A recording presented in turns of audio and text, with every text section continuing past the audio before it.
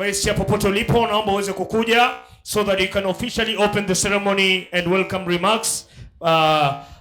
Vice popote ulipo, naomba tumpigie makofi. Let us appreciate him as he takes the stage for the opening and welcome remarks. Bwana Senior Lawrence Obonyo, wherever you are, tafadhali karibu sana. Karibu sana. He is telling me that we appreciate him vizuri. Tupige makofi mazuri tafadhali. Let us give him a round of applause as he comes.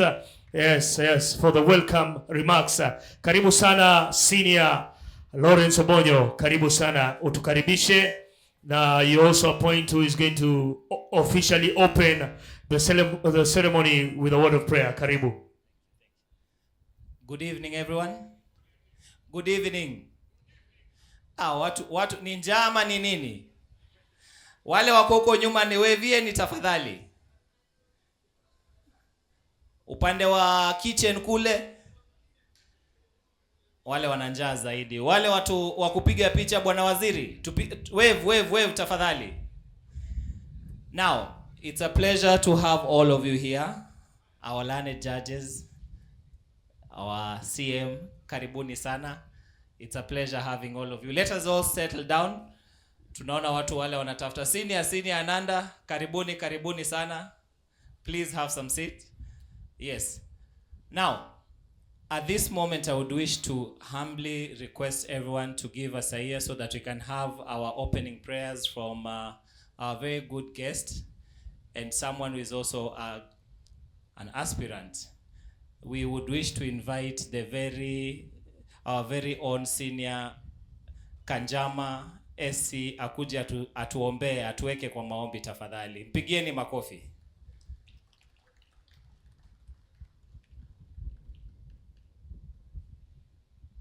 Let us all be upstanding, kindly.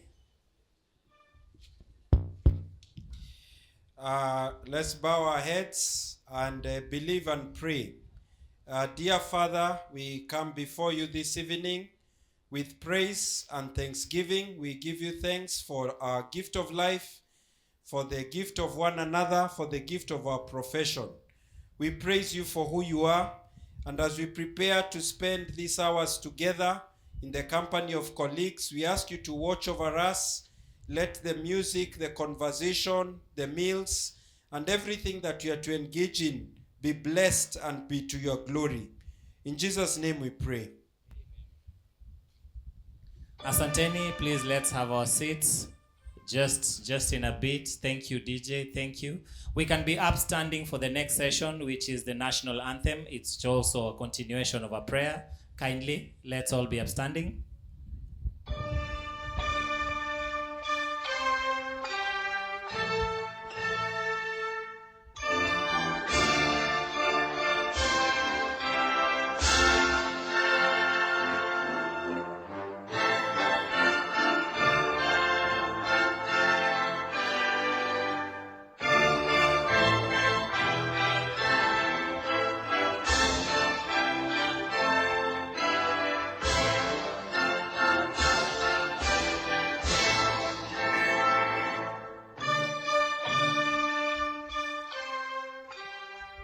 Asanteni sana. Asanteni, we can have our seats.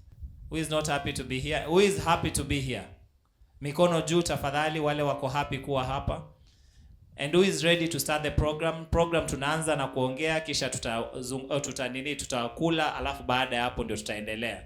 We have at this very high table our judges. We also have our presidents and vice presidents from all over. So I'm inviting you to be very, very keen as we go to the next chapter. And right now I'd wish to humbly request you to be upstanding as we welcome the president of the Mombasa Law Society. Tafadhali, amkeni. This is the oldest bar association in the region, and she is our president. So please clap for her as she comes to give her opening remarks.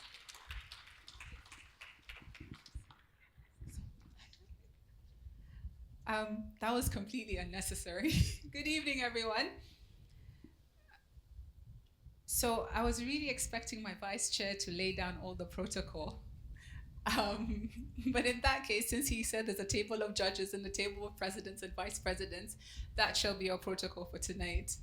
I really do not have much to say because some of you have been in my DMs telling me, Chair, tumechoka na speeches, and I hear you. You're tired of hearing them. We may be tired of also giving them. For me, I just want to say thank you to the members of Mombasa Law Society for being present here today, for always participating in all our events. Some not so fun, like the bar benches, Honorable Mulgoran, Honorable Kibunja, Honorable Ithuku. You can ignore that particular statement. Also, I am grateful for having been re-elected and for trusting me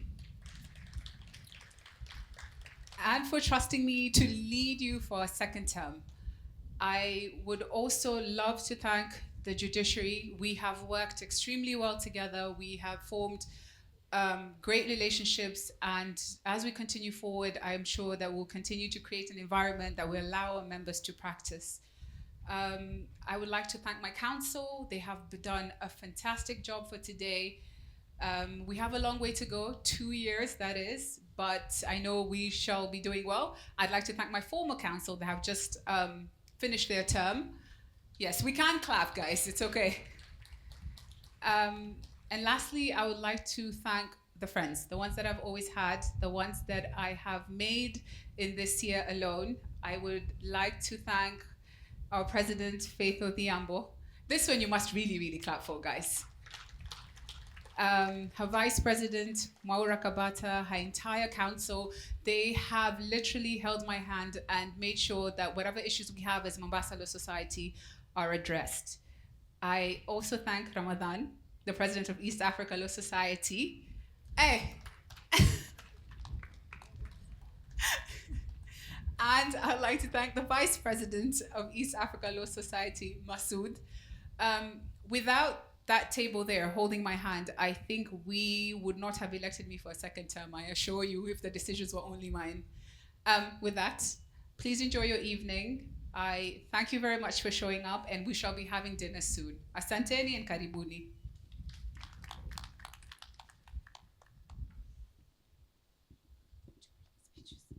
So thank you so much. Going by the very, very serious promise by our president that hakutakuwa na speeches nyingi. We'll return this to the MC to guide us. Zitakuwa fupi tu, so bear with us. Sawa sawa. Asante sana. Can we kindly appreciate the committee kwa kazi nzuri, and our chairperson ambaye ni two-term. Yes, thank you, Chair Lady Natasha. Now, asante sana. According to the law ambayo nimepatiwa, tutaingia kwa keynote address, na tumeambiwa kwamba itakuwa ni fupi, si ndio? So once I call you on the dais, kindly utaangalia masaa. Now I want to introduce to you the first keynote speaker, the Vice President, Law Society of Kenya, Maura Kabata. Wapi makofi ya Mr. Maura Kabata. Karibu sana kwa ufupi. Hamjambo ndugu zangu. Hamjambo ndugu zangu. Mimi nilikuwa na speech refu ukurasa 9. Lakini mwenyekiti wenu ameniambia nijichunge tusifukuzwe naye. Kwa hivyo nitaongea kutoka kwa moyo wangu. Mimi nina furaha sana kuwa hapa leo. Kwanza vile hamjarudi for Jesus. Kumbe mlikuwa mnaficha hapa bana. For Jesus kule bana. Kule ni gerezani bana. Hapa mahali pazuri sana. Kama mimi ningekuwa katika baraza lenu ningekuwa nikifanya kongamano hili kila mwaka hapa. Naomba tuwapigie makofi baraza la mwenyekiti wenu Natasha. Pili, ujumbe ule ningetoa, mwenzangu mkubwa rais wa mawakili wa Kenya atakuja kuwahutubia na pia najua atasema. Kwa hivyo nitajizuia nisije nikafutwa kazi nikirudi Nairobi. Lakini ningewaomba na niwarai, mimi bana, mimi nilizaliwa Majengo bana. Majengo ya Sega. Kwa hivyo mimi niko nyumbani kwa sababu ya kuzaliwa, lakini niko nyumbani kwa sababu Mombasa ndiyo ilionilea mimi.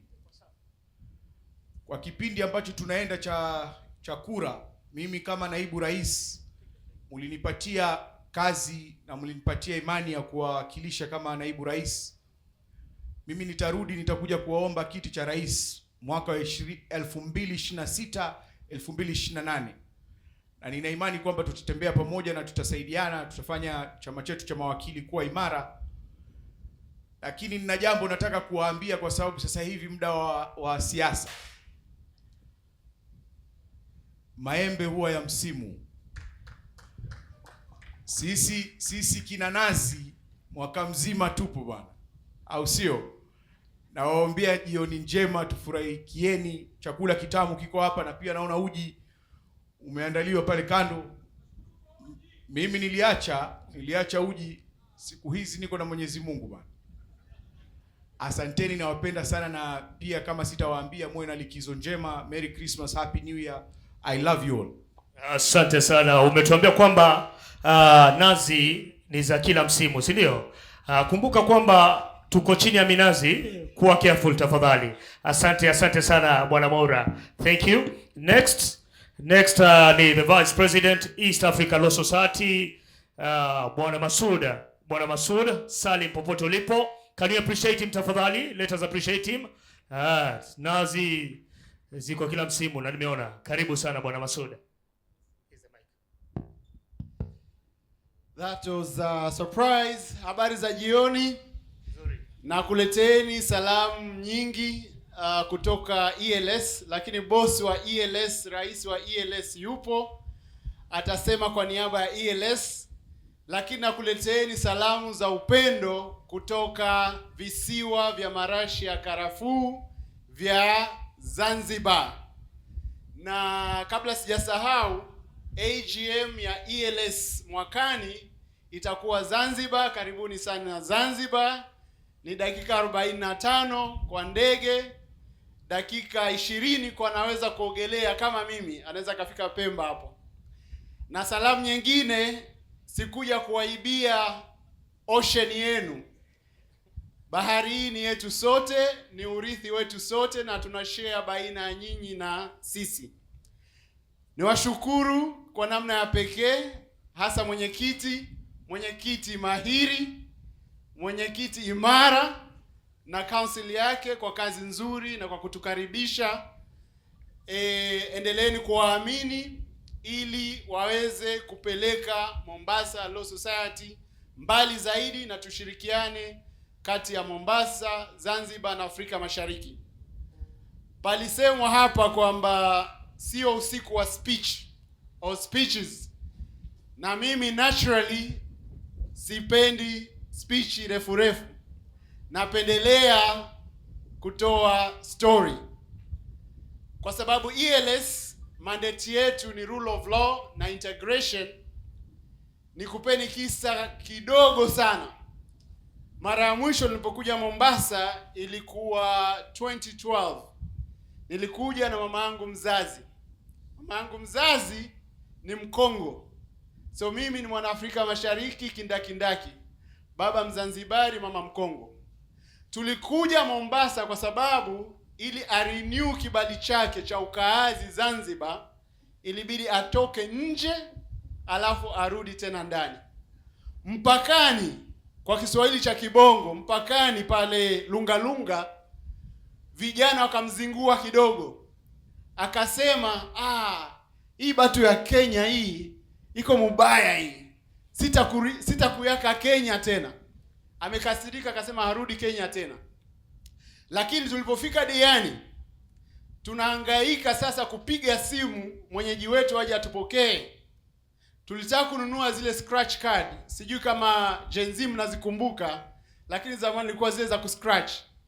Yule mtu wa duka akasema, kwa nini mnunue? Simu yangu hii hapa, chukueni simu yangu mwapigie wenyeji wenu waje kuwafuata. Mama yangu akasema, kumbe Kenya kuna batu bazuri. Basi ikitokea fursa tena nitakuja Kenya. My friends, hiyo ndiyo integration. Integration ina happen when real people meet, when real people connect. Sasa tu integrate basi. Tupo wajumbe kutoka Zanzibar. Asanteni sana. Karibuni Zanzibar. Mengine namwachia bosi wangu rais. Asante. Thank you. Asante sana. Asante sana Bwana Masoud Salim. Now I want to introduce to you the President, East Africa Law Society, and Vice President, East Africa Law Society, Bwana Ramadhan Abubakar. President, Prezo. Wapi makofi ya Prezo tafadhali? Yes, tupige makofi.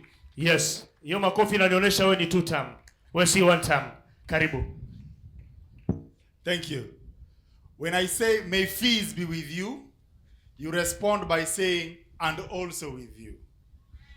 May peace be with you. And also be with you. Ndaka mpaka hizo mermaid na Kiswahili nini? Kitunusu zisikie. May peace be with you. May peace be with you. And also you. Perfect. Bwana MC, mimi ni president. Yes, President. Nilikuwa vice president kitambo. Sasa hivi mimi ni rais. Bwana Masoud, unajua ushasema kila kitu. Sasa kawaida ya vice president wanaongea sana. Kabla rais waongee, ndio kwa maana Kenya ukajua kile kikatendeka na vice president. But anyway, it's always a pleasure to be here with MLS. I remember the last year I had a chance to dine with you, Pale Fort Jesus. And I can say that MLS has been of great support to ELS. And I want to thank you for that support. In fact, in Addis, there was quite a number of you. Wangapi walifika Addis from MLS? Perfect. Now, as Masoud said, next year we're in Zanzibar, 45 minutes. I want to see all of you there. Sawa sawa? You know, Bwana Masoud, when I was campaigning to be president, rumors were that I'm from Zanzibar. You've seen how Zanzibari people talk and how they look like. I assure you, I'm just from Embu County. But anyway, it's been a great year. To the judiciary, we want to thank you. Send our regards to that part of the bench. I want to thank them for a great year. To the judges who could tolerate us when we were late and had a chance to place aside our files, we say thank you. To those who agreed with us and said, Council, I agree with you, your submissions, we say thank you. To those who are accommodative, we say thank you, because the judiciary plays an important part of our practice. To the lawyers, I say fees will be with us next year. We remain hopeful. We tried our best. The cases we won, the cases they didn't agree with us, but we still did our best. Next year will be a great year. We look forward to the same. And I want to urge us as colleagues that even now during the campaigns, let's remain cordial. Let's not lose it in terms of our relationships. Because at the end of the day, this is a society. This is a community. I want to say all the best. And by the way, all of you look dashing this evening. The white is angelic. Tell the person sitting next to you, you look good tonight. And as the VP said, this evening is about networking, integration. To those who want to be in council, like Hiram, I know you're in Mombasa for the first time. Yeah? Please don't go walk to the, Hiram is from Meru. So he's here for the first time. Please host him and host him well. To all of you, have a good night and Merry Christmas. Thank you. Thank you. For sure, President Hogiangi Sana, the deputies do. Thank you. Let us appreciate the President tafadhali. Yes, now, the President Law Society of Kenya, Faith Odhiambo, tumpatie makofi yake tafadhali. Karibu sana Prezo. Karibu sana unye. Good evening, everyone. Good evening. The honorable judges present, my Vice Chair, ELS President, Vice President, Chair of Mombasa Law Society, the Vice Chair, all council present. I don't know what to say. First, I just want to say a big thank you. MLS and the entire legal fraternity have been a great support the last 2 years of my tenure. I was telling the Vice Chair of ELS that those are time we were here, it was very stiff and heated because I was campaigning. But the beauty of coming to Mombasa is that it always filled with fun and laughter except for the debates. My Vice Chair is having a good time, but the debate is going to come. But otherwise, the people are warm. For me, Mombasa has always been a turning point in terms of clarity, things getting better, the storm before the sun rises. And so, as a family, I want to really say a great thank you. I feel very relaxed because I'm not vying for any position, number one. And number two, now I can say this. I remember your former chair asked me whether or not I have roots in Mombasa. Now I can say, you can be assured I'm not lying. I was born in Mombasa, but the Swahili never arrived. We stayed at the lake with the English and other languages, but not Swahili. I ask that you continue to be committed to support the branch. I've forged a very good friendship and relationship with the caucus, Natasha being the vice chair and being very supportive. And this is the kind of relationship we should continue having, that the branch should work seamlessly with the National Council so that issues affecting the branch can seamlessly get to the offices that need to hear that information. We have worked closely, we have been able to involve them in policy issues, challenges at judiciary, so that at meetings we are there together as one. And that's where we have a strong voice. So I ask that continue to support your chair and the entire council, because they do so much work that is entirely pro bono. If we are going to continue to see the law society that will thrive, that will continue to take its space, raise concerns and issues with regards to our practice space, and most importantly for me, the baby that I want to leave growing is that we have the groundbreaking in Gitanga Road on 30th of January 2026. So I ask for your support when we are doing the groundbreaking. Those who can, please come. Please come. Judiciary have their home that is presentable. Ramadan will tell you, ELS is now focusing on building their house. Uganda have their home. Rwanda do. Tanzania do. We are the only ones, yet we pride ourselves as the premier bar in the region. So let us show what the premier bar can do. We deserve a beautiful home that can house innovation, AI and tech, that can ensure we have a place where young lawyers can have as a hub before they set up their own law firms, We have a place where we can build pro bono litigation amongst others. You deserve it, we deserve it. Celebrating MLS for the years that they have grown. I'm sure that this will be a great culmination. Once the National Council is settled, we can focus to ensure that all branches have a home, have a house, and we ensure the prosperity and growth. I thank you very much. Yes, let us appreciate Madam Faith Odhiambo, the President, Law Society of Kenya. Tumuongeze makofi tafadhali, tumuongeze makofi. Allow me now break some protocol kindly. Karibu sana Chair Lady Natasha. Yes, karibu. Sorry, so you'll forgive us. I understand that we're supposed to be following protocol. Honorable Mugor, Honorable Kibunja, Honorable Ithuku, forgive us. We have a guest that has arrived not late, fashionably late, but we have to give him an opportunity to speak because he came all the way from Uganda. He's the Vice President of the Uganda Law Society, and I would love to give him an opportunity to speak to members of Mombasa Law Society. So Vice President, karibu sana. Back to the table.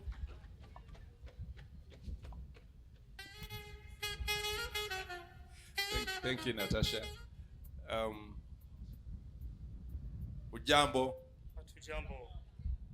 Please make sure those tables are quite at a distance because where I come from, we bang tables. I'm really excited to be here.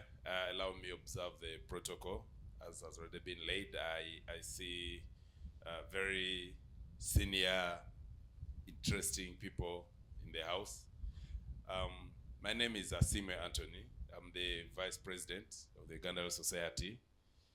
And I do bring you greetings from the Radical New Bar Governing Council. We call ourselves the Radical New Bar back home in Uganda for so many reasons.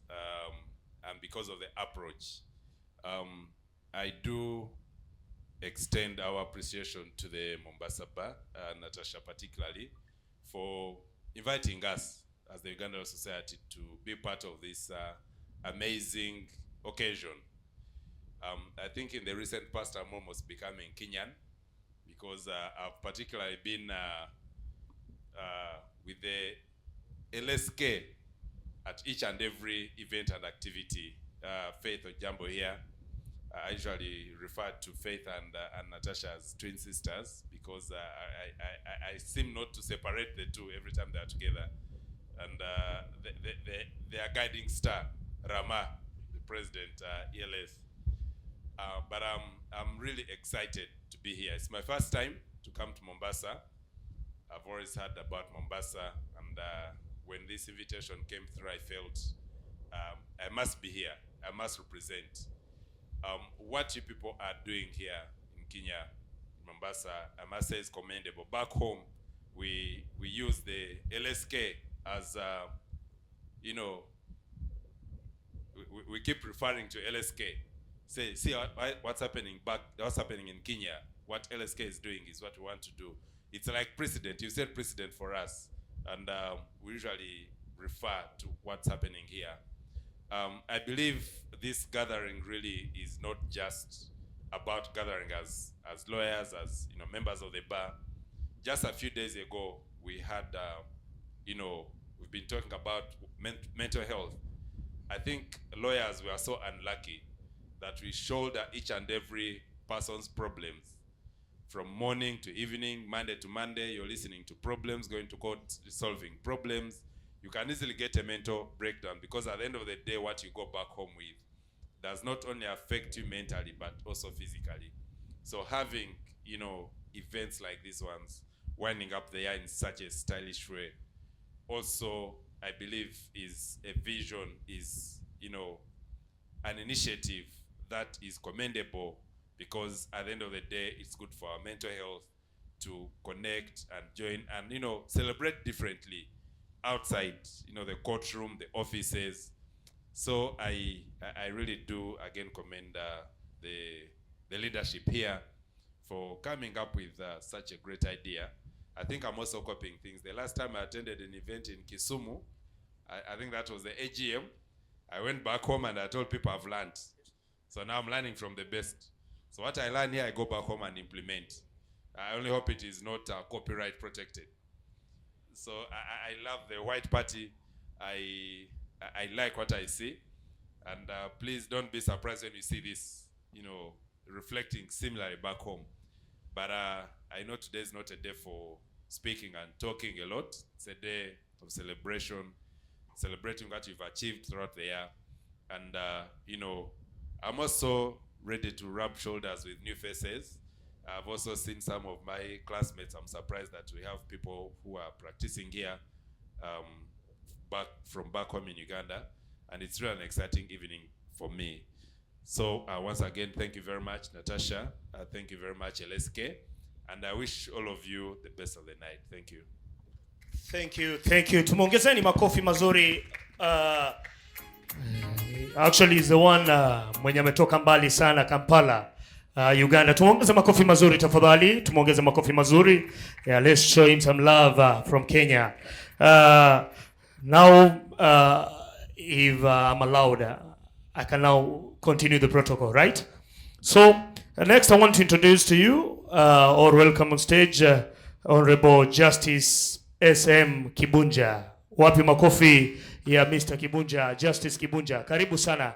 Karibu sana Justice Kibunja. Asante sana kwa kualikwa kwa hii sherehe. Lakini sikufikiria iko maneno ya kupatiwa nafasi ya kuongea. Nilifikiria tu tunakuja tukae tukule tusherehekee halafu tutoke tuende zetu. Lakini kwa sababu ni mara yangu ya kwanza kuhudhuria end of year party ya MLS, nimekuwa nikialikwa lakini siku hazikubaliani. Ya wakati huu nikasema lazima nitajaribu. Nimeshukuru chair MLS, council yako na general membership ya MLS. Tumefanya kazi mzuri. Tumekuwa tukisikiliana mahali iko maneno, tunakubaliana, tunaongea, tunashuruhisha. Na ninafikiria kwa ile muda tumekuwa hapa, miaka 3 imepita tayari, tumefanya kazi mzuri kwa kusikiliana na stakeholders wote, na sana sana ELC bench members wote, na washukuru. Na kama mmejua tumekuwa tukisema kutoka mwezi wa September, muda yangu imekaribia kuisha, siku zimebaki kidogo kwa hii term. Tukifungua term nyingine nitakuwa area nyingine kufanya kazi huko. Kwa hivyo kwa hii muda nafasi hii nasema asante sana kwa ile kazi tulifanya pamoja. Nikipata nafasi tena ya kufanya na nyinyi vile tulifanya, ndio tutaendelea. Kwa sababu kama kuna yeyote tulikosea, hatukukosea tukitaka. Decision yenye tulitoa ilikuwa ile tulionelea ni mzuri, na tuko na judge wa Court of Appeal kati yetu. Kama ilikuwa makosa mahali, atashuruhisha. Yetu tulifanya na tukamalizia hapo, tukaachia wengine. Tukikutana bahali pengine ama tukirudi Mombasa, tukuje tusherehekee, tusalimiane, tuangaliane, tujue hali iko namna gani. Wenye nasikia wanafanya campaign, all the best. May the best man, best lady win.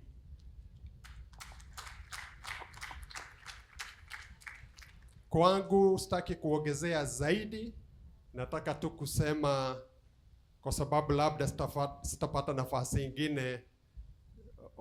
To all of us, Merry Christmas, Happy New Year, Shalom, Shalom. Asante. A round of applause to Justice. Tumpige makofi mengine tafadhali napoketi. Na pia tuongeze makofi mengine ya Honorable Lady Justice Agnes. Hiyo ya pili hata tuambia yeye. Hiyo ya pili imenishinda. Wapi makofi ya Honorable Lady Justice Agnes? Karibu sana. Karibu. Karibu sana. Asante, asante. The president, vice president of the Law Society of Kenya. I don't know whether I like this post. Let me move it. The chair, vice chair, Mombasa Law Society. Is it the president, vice president of the ELS? My brother Judge Kibunja, the CM Ithuka, council members, Law Society members, Mombasa, and I know Nairobi came to Mombasa. So, good evening to all of you. Good evening. It's wonderful to be here at this very, very auspicious occasion. For us in the judiciary, for me in the Court of Appeal here in Mombasa, we're so proud, or we are very privileged to have received this invitation. And so on behalf of my brother, Judge Laibuta, and my sister Judge, my Lady Justice Ngenye, we sit together, the three of us. We want to just appreciate all the lawyers, the advocates here in Mombasa, and even the ones who have visited our court virtually from Nairobi and from all parts of the country. Thank you so very much for having been such a wonderful team that ensured that we could undertake so much work for the year. We as a court have tried our best to ensure that we can cover as much of the matters as possible. Unfortunately, advocates, you file like the world is ending. We don't know how to keep up with you.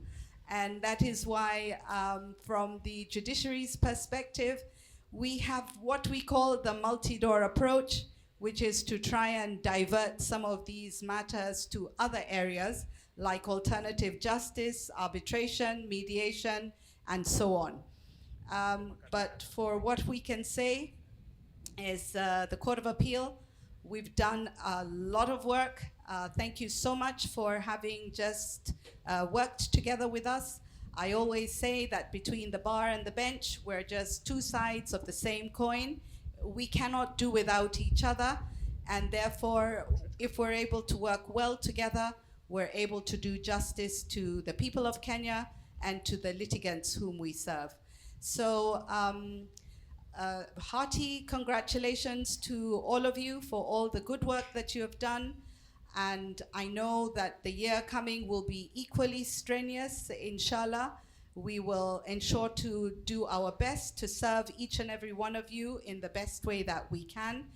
And so as we come to the close of 2025, we wish you all a Merry Christmas and a Happy New Year, and all the best for the coming year to come. Asante sana. Asante, let us appreciate her. Let us appreciate her. Thank you, Lady Justice. Tupige makofi tafadhali. Asante, asante, asante, asante, asante. The DJ is reminding me that kuna more entertainment. Kwa hivyo DJ, ngoja. The last keynote speaker, Honorable Justice Ithuku. Wapi makofi ya Honorable Justice Ithuku. Karibu sana, karibu sana. He is going to be our last speaker. Na alafu sasa tuingie entertainment kidogo na tuingie kwa awards. Si ndio? Karibu sana, Mr. Ithuku. Asante sana.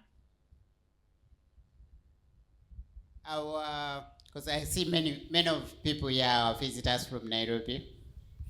So our chair, president, LSK, vice president, president ALS, and vice president, our chair, and vice chair MLS, our judges, late Justice Mugo and Justice Kibunja, our colleagues, the advocates, good evening. Speaking after the Judge of Appeal and the Judge of ALC might be a tough act. So mine here would just be to say hi. But I'm also very happy to see all of us congregated here in white. and having fun. It's many times the other times we meet in very stiff environment. I'm particularly happy to see Ramadan. When you see the president of East Africa, ELS, someone I've worked with for a long time in Kiruguya. I'm most of the time a son of Kiruguya, so very proud to see him around here. But I've also seen the candidates, those people who want to be president. I wish all of you all the best, and I want to wish everyone fun, and at this point, Merry Christmas and all the best in our dealings. Asante sana. Thank you. All the way from our justices to our other JOs to our presidents, asanteni sana, all members of MLS.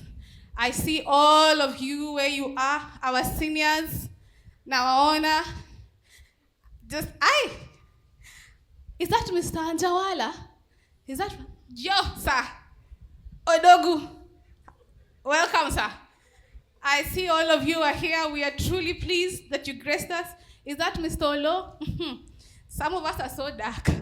Some of us from, that other side of the country. I can't see you well. I see Emeritus. Weko! Asanteni sana. The girls are looking so pretty. Judy Philip. The men are rich and the girls are beautiful, eh? So, we want to start with people who have graced us this year. We have felt their impact. We will clap for them today. We will honor and celebrate them in our own special way. And because you guys are seated here, I think it's only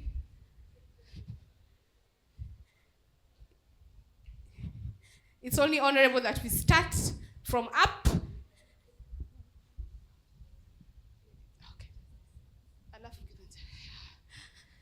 We only start with the one who holds the fort, the foundation.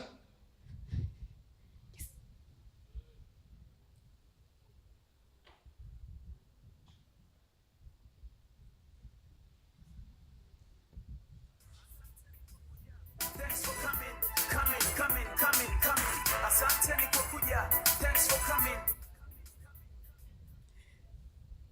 Now, ladies and gentlemen, I don't know how many of you have appeared before the Court of Appeal. Some of us who are young enough to have not experienced this, but when you appear before the Court of Appeal, and I know it's usually a very sweaty moment, but when you go there, there's usually a JO who calms you down. She asks you quietly, what have you filed? What is on record? Will you be submitting? That is it's so, when you're sweating, you don't know where your record is, you don't know where your submissions are, you don't know what has happened. In fact, the young ones, it is a tragedy. But ladies and gentlemen, we have been served in this society by an exceptional lady. She has sat in the bench in the Court of Appeal. And sadly, we are told that she will be leaving us. And as a society, will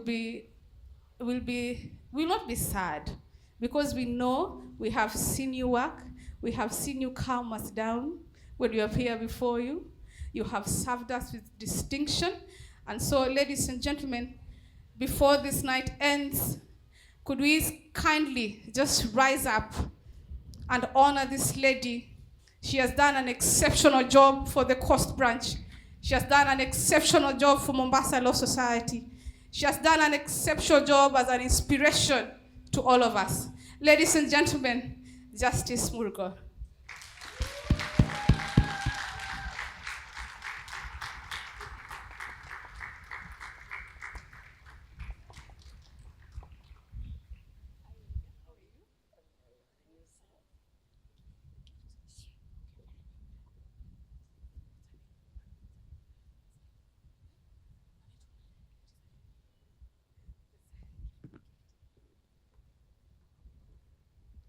Now she'll have a photo moment.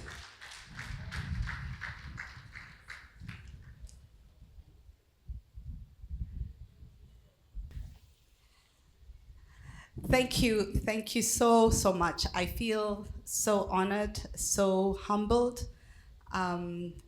This is not what you expect for just doing what you're supposed to do, which is to serve the Kenyan people.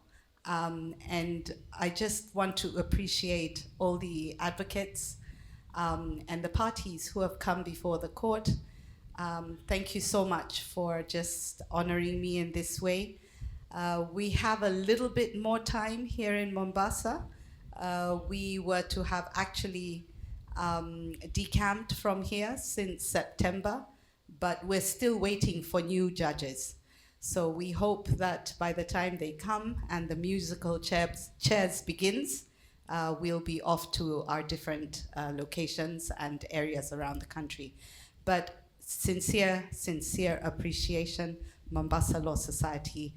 I am totally taken away with this honor. Thank you so much. Perhaps, Honorable, we would give a photo money to our chair, something we can hang on the secretariat. Yes, just a photo moment for the two of you.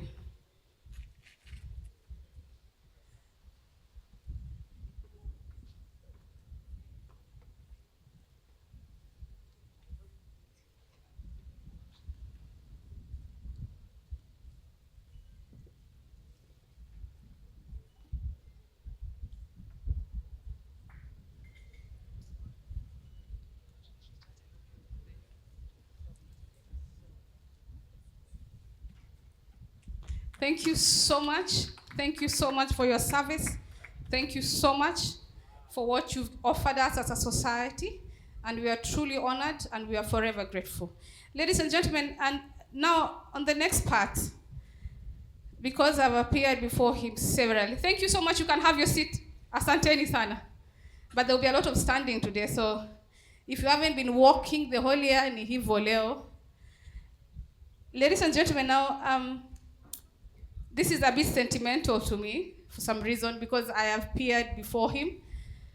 I appeared before Justice Kibunja.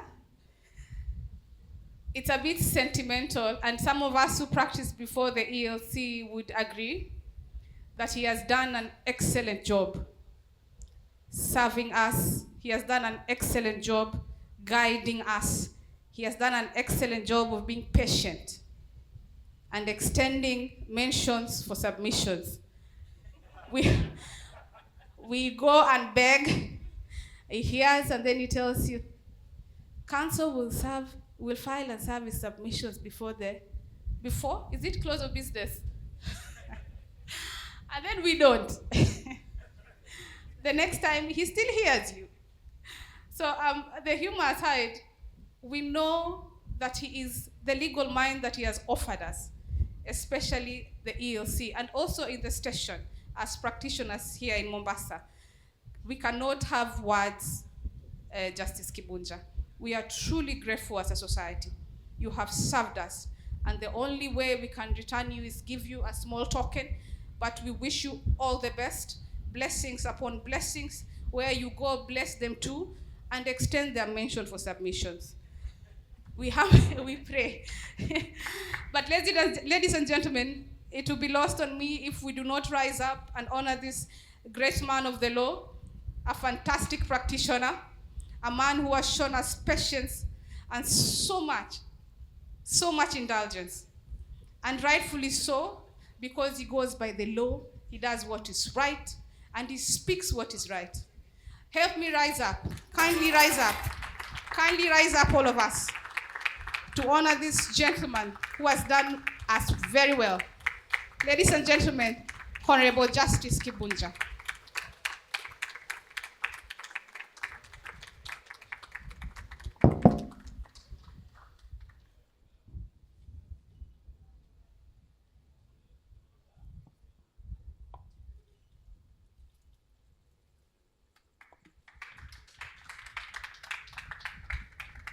Perhaps you can address us.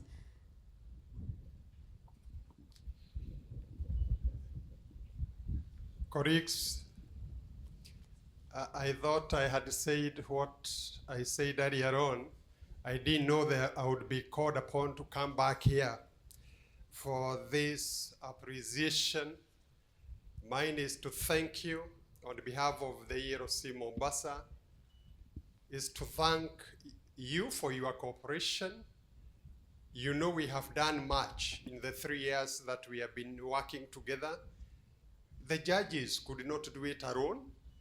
It needed your cooperation. Even when we were extending the time to file submissions to be done before close of business of that day, we still had it done. And that enabled us to deliver that ruling, that judgment on the date that we set. And for your cooperation, I thank you, I appreciate you, and I will treasure the gift that you have given me. Thank you very much. I believe I will still work as hard as I worked here in my next station, God willing. Thank you.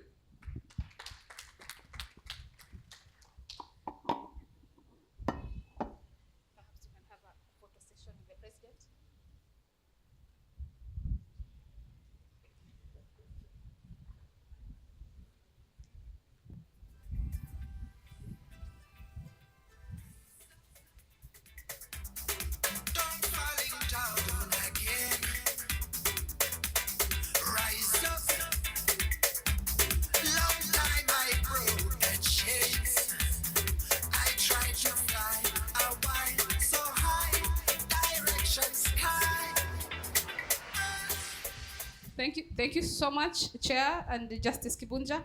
Now, ladies and gentlemen, our station has been in good hands for a very long time, and it will be unfair for us to acknowledge the presence of all these justices and not acknowledge our head of station. Now, a lot can be said about our head of station, but as a JO, we have experienced his legal mind, we have experienced his indulgence, we have experienced him even in our social setting and in our bar benches. So ladies and gentlemen, can we all keep our hands together, put our hands together for our head of station, Magistrate Honorable Ithuku. Karibu sana sa.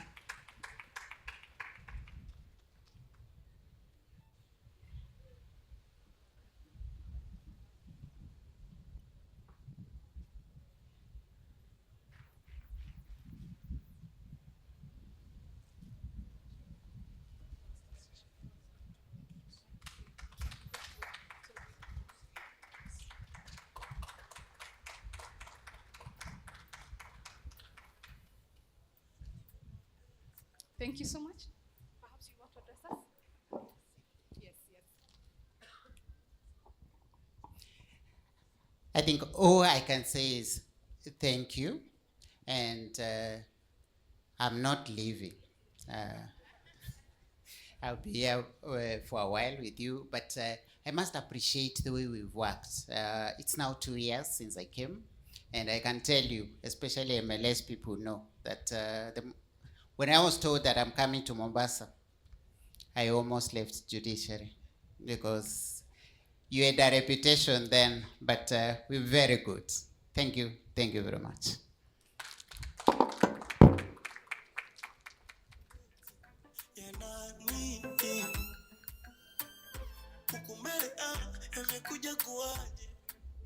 Now, ladies and gentlemen, before I also forget, I think we're also in the presence of our chief, Honorable Carlo. I have seen you. I know where you're here. Honorable Carlo, wherever you are. Thank you, sir. Thank you for honoring our invitation. We are truly honored and are very thankful that you're here, sir.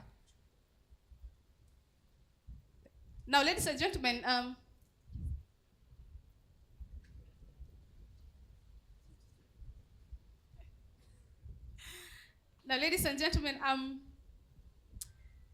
as a society,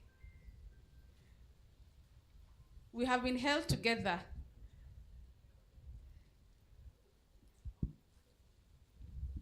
We have been held together as a society, legally, publicly, socially by this exceptional woman. As the Gen Z say, I stand a true queen. Yeah? I stand a true queen. Ladies and gentlemen, as Mombasa Law Society, we have felt her hands. We have seen her work for us. We have seen her defend us, defend the public at large. And as a society, we are truly grateful. And the only thing that we can do for her tonight as a branch is to honor her legacy and honor what she has started. And hopefully all the presidential aspirants who are here, wherever she has started, you will finish and you will hold on to her legacy. Ladies and gentlemen, help me rise up.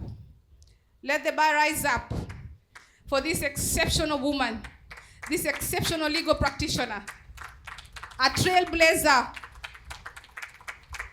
a gentle lady extraordinaire. We honor you. As a bar, we honor you.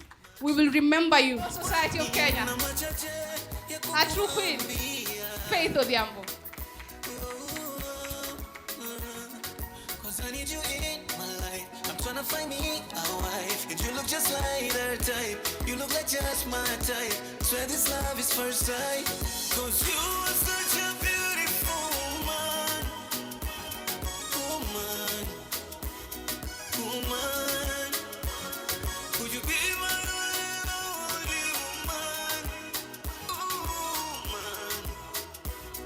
Woman.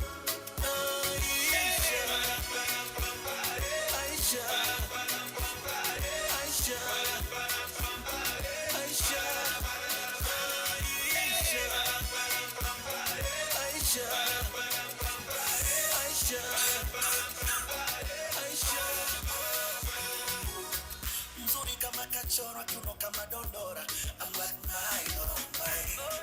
It will be my turn to take a go. Bless that African woman. Rich skin tone, my woman. Thank you so much, Presto. Now, before I go to the next awardee, let me just recognize the presence of our own adjudicator, Article 159 himself, Honorable Gatambia. Thank you, sir, for honoring us with your presence. We are truly grateful. Now, ladies and gentlemen, after our president, there's the one who holds fort for her. Mr. Happiness, eh? Yeah? Minister of Enjoyment. Mr. Maura Kabata. Sir, a lot can be said about your legacy. We have seen you. As a branch, we have seen you work for us. We have seen you leave Nairobi to come and educate to actually matters that matter to the society. And now we are truly grateful. And because your legacy is one that holds strong, we want to honor you as a branch and to remember you every single time, whether now that you're vying for something, we will still remember you as VC. And so we are truly honored, ladies and gentlemen, and he can only be awarded by Emeritus. Where is our Emeritus? Mweko himself. Ladies and gentlemen, put your hands together for Mr. Mwaura Kabata. Mr. Mwaura Kabata, the Vice Chair of the Law Society of Kenya.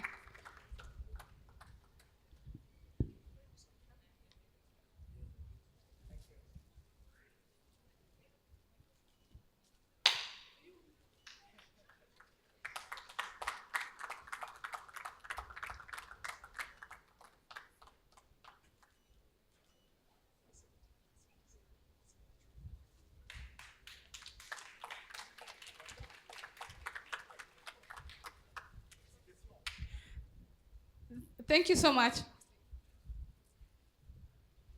Now, as I proceed, I'd also like to recognize the presence of the President of the East Africa Law Society. Tumesikia nimebadilisha sauti. It's important. It's important. Mr. Ramadan Abubakar, we have experienced you ever since you entered office. In fact, there's a seat for you at the Secretariat. You're one of our own. We will be at a loss if we do not recognize and award you tonight. So we thank you for the service that you render for us as East Africa and that you render to us as a branch. We have felt your legacy, we have felt your service and your work to us. And so we would like to award you, sir, with a small token.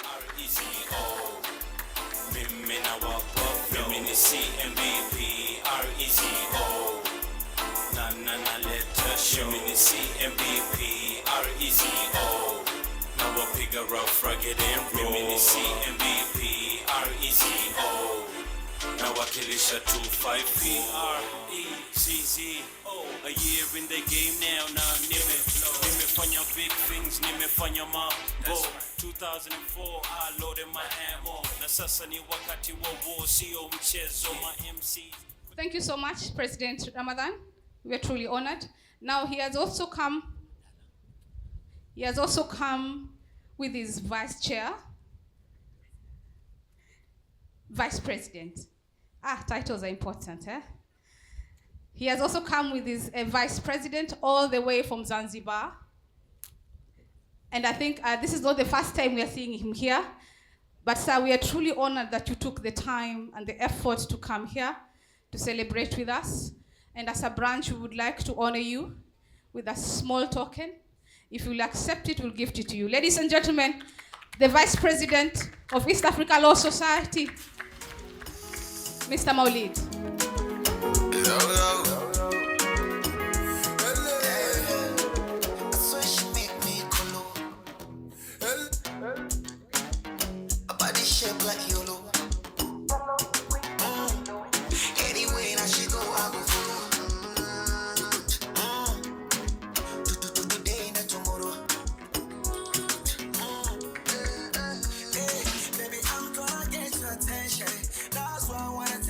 So we'd like to award you with a small token of appreciation for your efforts, for your service, and for your time.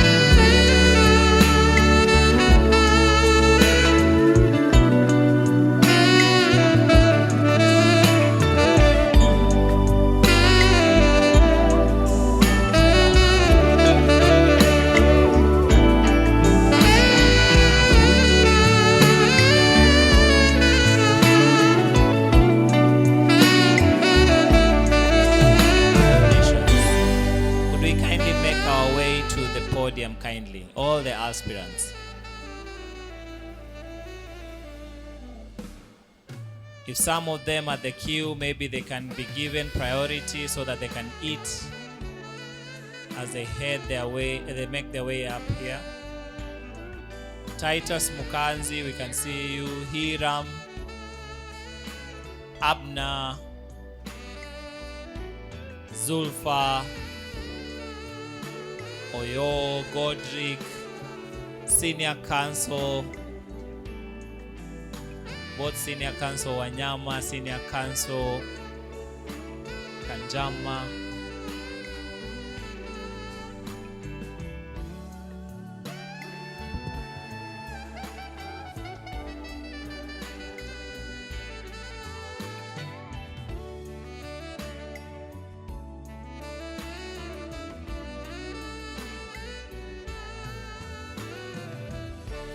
Kindly, any other aspirant who is still out there, please make your way here so that we can do this. The candidates on stage. What we will be doing, and as I'd said earlier, by the powers invested in me, I will control and regulate how long the candidates speak for two reasons. One, the purpose of the dinner is for us to actually have fun and hang out. And two, because we'll be having a debate in the first week of February, which is 6th February on a Friday, where they will actually get a podium and the space to actually tell us what it is that they plan to do for us and how they plan to work for us. But for today, it's just them introducing themselves. And then you can reach out to every single candidate on the side and have that conversation. Julu and Obonyo will be taking over.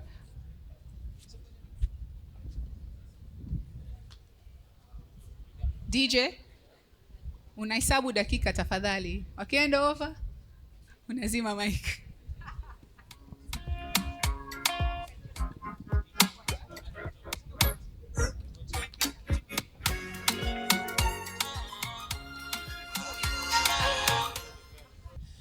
So the order that we're going to take here is we start with the guests who come or represent the farthest area, the far-flung areas. Those are the upcountry members. So they can move closer so that we can have them at least observe the rules and say something fast. Good evening, ladies and gentlemen. Good evening once again. I must first start by saying you're all looking very lovely. The all-white issue was superb. Congratulations to the organizers. My name is Ezekiah Aseso Molo. I currently serve you as well as one of the 4 upcountry representatives. As I've now indicated that there are 4 positions. Yes, I'm based in Eldoret. That is where my practice is. I want to continue. I'll be seeking re-election so that we can continue the good work that we've done in terms of LSK issues, so that we can continue making LSK better. Thank you so much. I'll be walking around to your offices so that I can talk to you some more about my agenda for you. Thank you so much. Mombasa, hello. Mombasa, hello. My name is Hiram Kirimi. I do practice in Meru. I'm here to seek your support and vote come February for the position of upcountry. Wamesema kwamba jogoo wa mjini hawiki, jogoo wa kijiji hawiki mjini. But for the first time and your support, tunataka jogoo wa mjini hawike jijini, si ndio? Naomba tutembei safari pamoja. Tumeambiwa it's not the time for campaign for addressing our agenda, but I will be seeking your support. Mombasa, pokeeni salamu za watu wa Mount Kenya. Hello.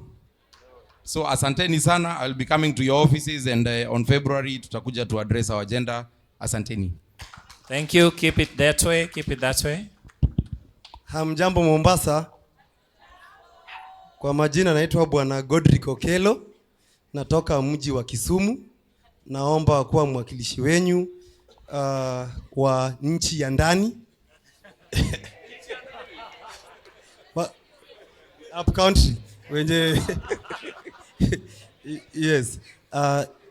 Mimi nimepeleka maombi rasmi nyingi tangu wakati watu wajui hizi maneno bana.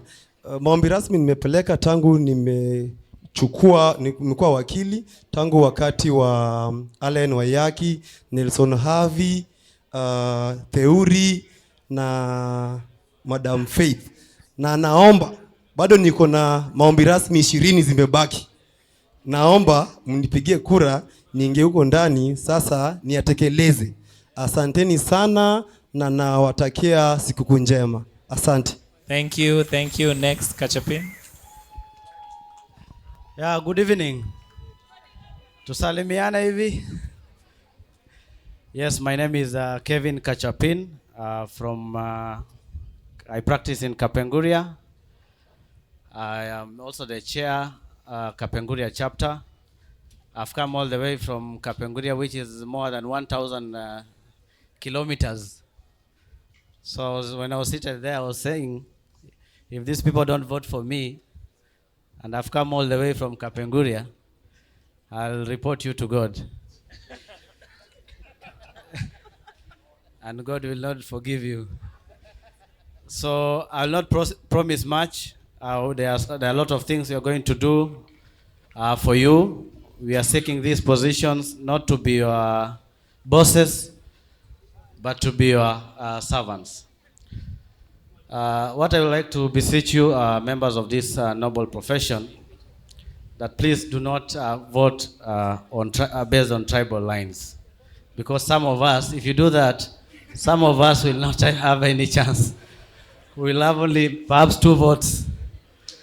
So because I expect as advocates, we are the ones that understand full well the folly of ethnic bigotry. We understand full well the folly of tribal zealotry. So let us not be part of tribal mobilization and ethnic arrangements. So I'll be coming to your offices, even now to your tables. You can ask me the hard questions, and I'll be able to answer. We have many challenges in our profession. Now you see we have many advocates coming up. We have professionals like surveyors, accountants, encroaching on our areas of practice. Those are the things we are going to address. Thank you, thank you, thank you. And please also give us a very good president to work with. Thank you, thank you. If you elect a good council member like Kachapin and you elect a bad president, then that is a problem because the president is the spokesperson. Thank you, thank you, thank you, thank you. A round of applause for all the upcountry aspirants. Next, we are going to go to the general member aspirants. Kindly, let us observe time. Move. Please start. Asante. Hamjambo Mombasa. Hamjambo tena. Itifaki zote zikizingatiwa, kwa majina naitwa Wambugu Wanjohi. Asante. Leo nimekuwa kwa maofisi zenu na leo nimetembea nikiuza manifesto yangu na nikiongea na nyinyi. Na leo nataka mnisamehe kwa kile Kiswahili ambacho naongea. Kuna watu nilikuwa naambia hapa, kuna wakati nilikuwa kotini na nikashindwa kabisa kuinterpret jina breadwinner, nikamuita mshindi wa mkate. So please bear with me. So I'll be going for general member position. General member position, you vote for 3. One is over 25 years of practice, and I know hapa Mombasa mko na candidate ambaye anaitwa Vincent. Kwa hivyo mimi naomba alongside Vincent, vote for me, Wambugu Wanjohi, as the second other person. So asanteni sana, na shukuru, mtakuwa kwa meza zenu ili tuongee. Asante. Thank you so much. Next. Kenyan advocates. Watu wa pwani hamjambo. Hamjambo. DJ, wape salamu zangu kutoka Nairobi. Kwa kifupi tu.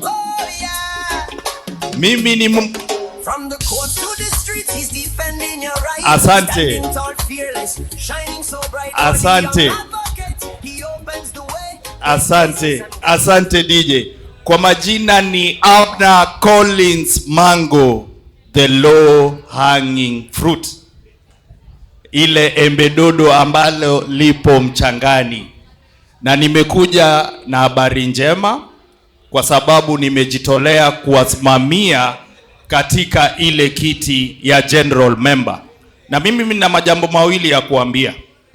Jambo la kwanza, nimeona ya kwamba nyinyi ni watu ambao mna mapenzi mengi. Mmenionyesha upendo na mmeniambia ya kwamba Bwana Mango, tunajua unatoka kule Nairobi.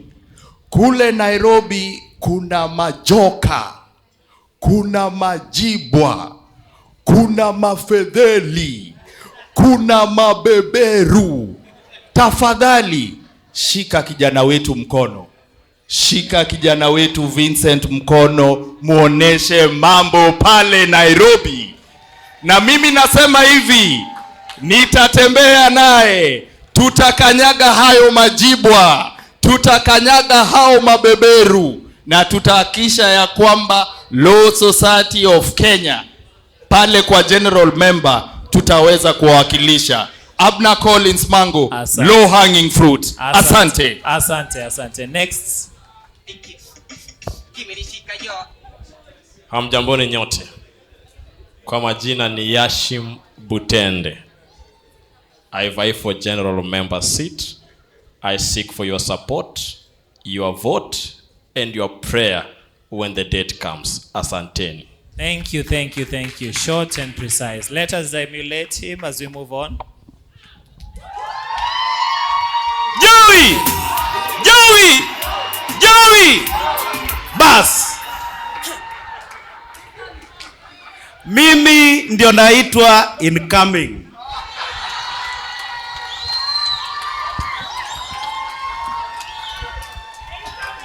Mmesikia jinsi ambavyo wameongea? Wamesema wanaenda kunishika mkono. Mimi nasema nitawashika mkono ili niwaelekeze ni jinsi vipi tutatekeleza wajibu wa welfare ya Law Society. Sisi kama watu wa Mombasa, watu wa Pwani, sisi ndio wale wakongwe.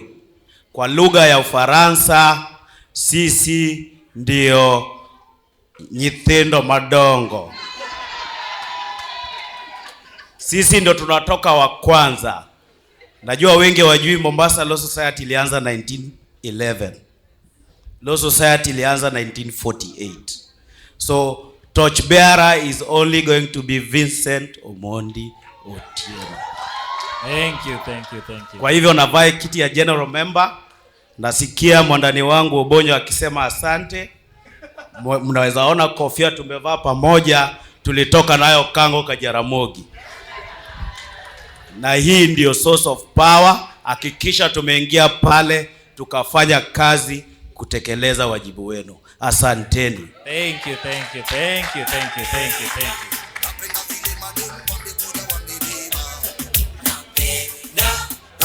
Asante sana DJ. Next. We really thank you for giving them an opportunity. Presenting yourself for an opportunity to represent the people is not an easy thing. Next, we're going to the Nairobi representatives.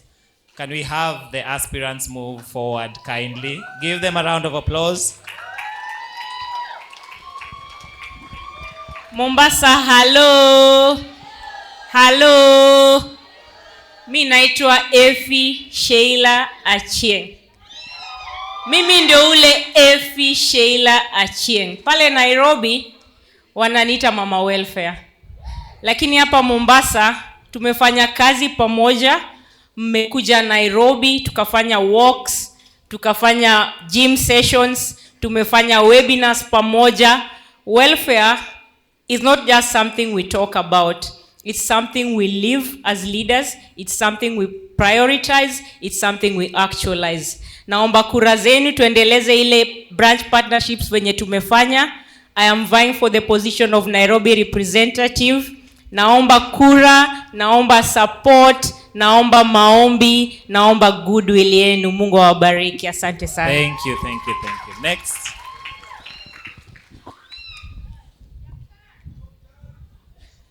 Good evening, everyone. Good evening again. Thank you, Josephine. My name is Wycliffe Oyo, also known as Oyo Daktari.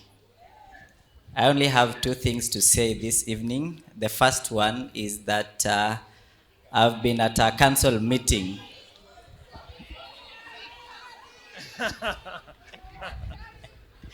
Hivyo ndo tutakuja kwa kura next year.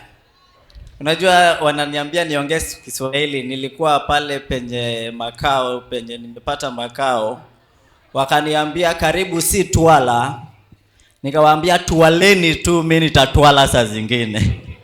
Sasa Swahili kidogo itanichanganya, mkiniwia radhi nitaongea Kimombo. Na nitasema hivi. This afternoon we've been at a council meeting of the Law Society of Kenya Nairobi branch, where I serve as a council member and the secretary to that branch. And the entire council headed by Mr. Eric Kivuva sends his greetings to the people of Mombasa. Mmepokea? Asanteni. The second thing is that I am vying for the position of Nairobi representative to the main council in the elections of February 2026. Lawi alisema tuseme kuna nafasi ngapi? Kuna nafasi 3.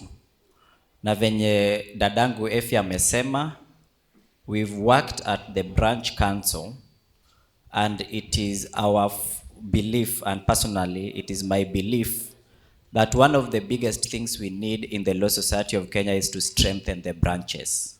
And we know that from inside, from having worked at the branches.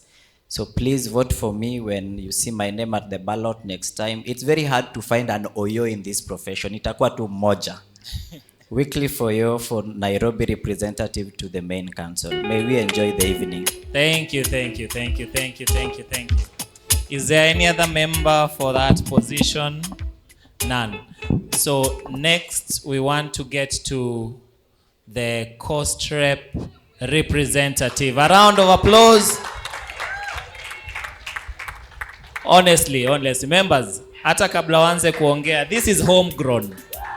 These are our people, our representatives. And even before they speak, I'd like for them to move forward for us to see them. Please. It's only 2 of them. A round of applause. Next time we need to petition the LSK so that we have 2 representatives, because we need to have the 2 of them at that level. But as fate has it, this time we are constrained to have to pick 1. Both of them would have represented us best. We wish both of them the best. Kindly. I don't know who is to go first. Now, for this one, I cannot get to choose, but we have the current sitting Coast Rep, Miss Wanjeri. Kindly move forward, and then you will guide us on who to start. Kindly.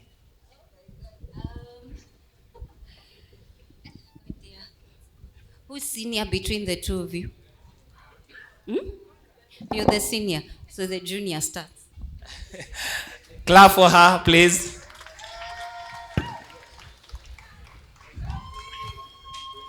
Thank you.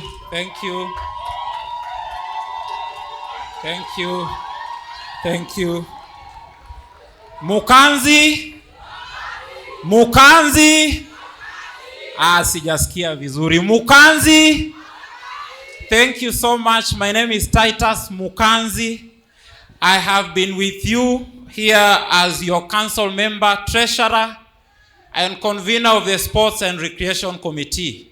We have walked the journey of 2 years together, up to some time last month when I handed over to my brother, Brian Okoko. We are here today to celebrate dinner and to have fun and dance. And I am certain that the current council led by Madam Natasha has organized all that for us, and we are going to have fun. Over the last 2 years that I got that opportunity to serve you, I have much belief in myself that we served you diligently, both at the council and at the Sports and Recreation Committee that I convened. And based on that track record, and you know, when I'm in Nairobi, I get to explain what we have done down here at the coast. But because this is my home ground, this is my base, you all know what we did for our members, right? And so we will not explain what we did. Based on that track record, we are going to ride on it and seek your support, your vote, and your prayers as we run this race to ascend to the National Council. In me, you have a servant. In me, you have a brother. In me, you have someone who has energy to always be available to attend to your issues. I humbly seek your support and your vote, yourself, and I keep saying this, that you can support my bid by putting in a good word to your circles that I may not reach in the course of campaigns. Over the last few months, we have gone round the country. We have been received well round the country. And I want to believe that even as we go closer to the election, hapa nyumbani hamtaniangusha. Right? Hapa nyumbani naomba msiniangushe. Mnishikilie mpaka ile time ya mwisho kura imehesabiwa, and we will celebrate together, and I will reward each one of you for the support you will accord me. Each one of you will receive a reward for the support that I will receive. I also promise to serve each one of our members, irrespective of whom they will vote for or whom they will campaign for. And because I'm a man of my words, you can take that to the bank, that I will serve every member of the Coast Branch and every member of Mombasa Law Society and every member of the Law Society of Kenya. Asanteni sana kunisikiliza. I pray that we have fun this night, and always remember that it is Mukanzi. It is Mukanzi. Thank you, thank you, thank you.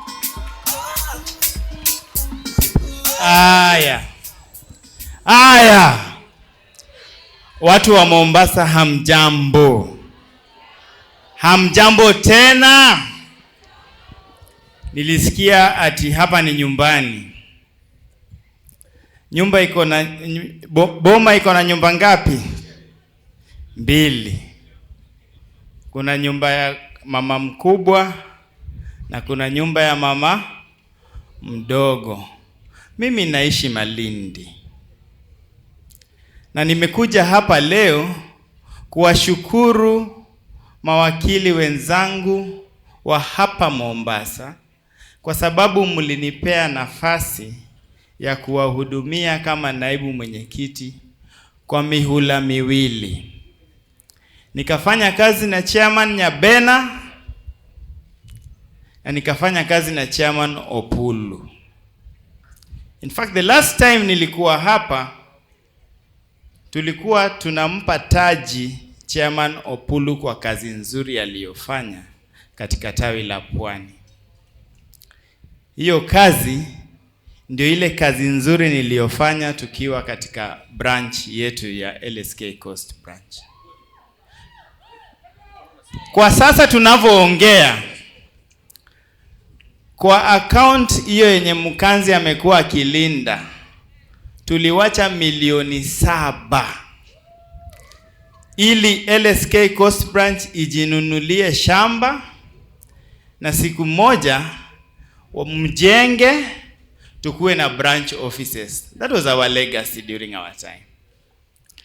Niyo kazi ndio watu wangu wa Malindi wamesema, kwa sababu mawakili wa Mombasa walikataa usiwahi kuwa chairman wa LSK Coast Branch, enda kwa National Council ili uwakilishe hii Coast Branch kwa kiti kikubwa zaidi.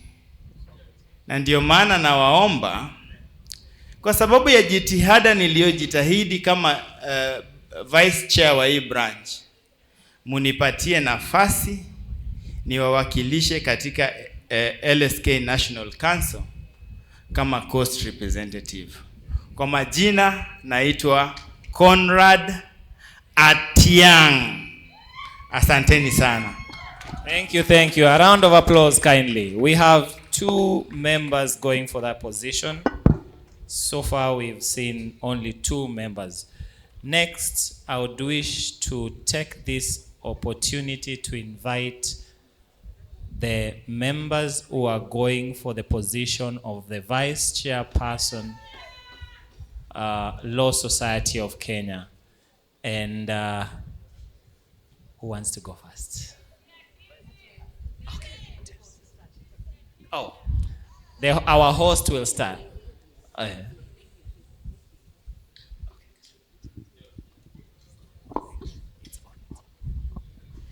So good evening, everyone.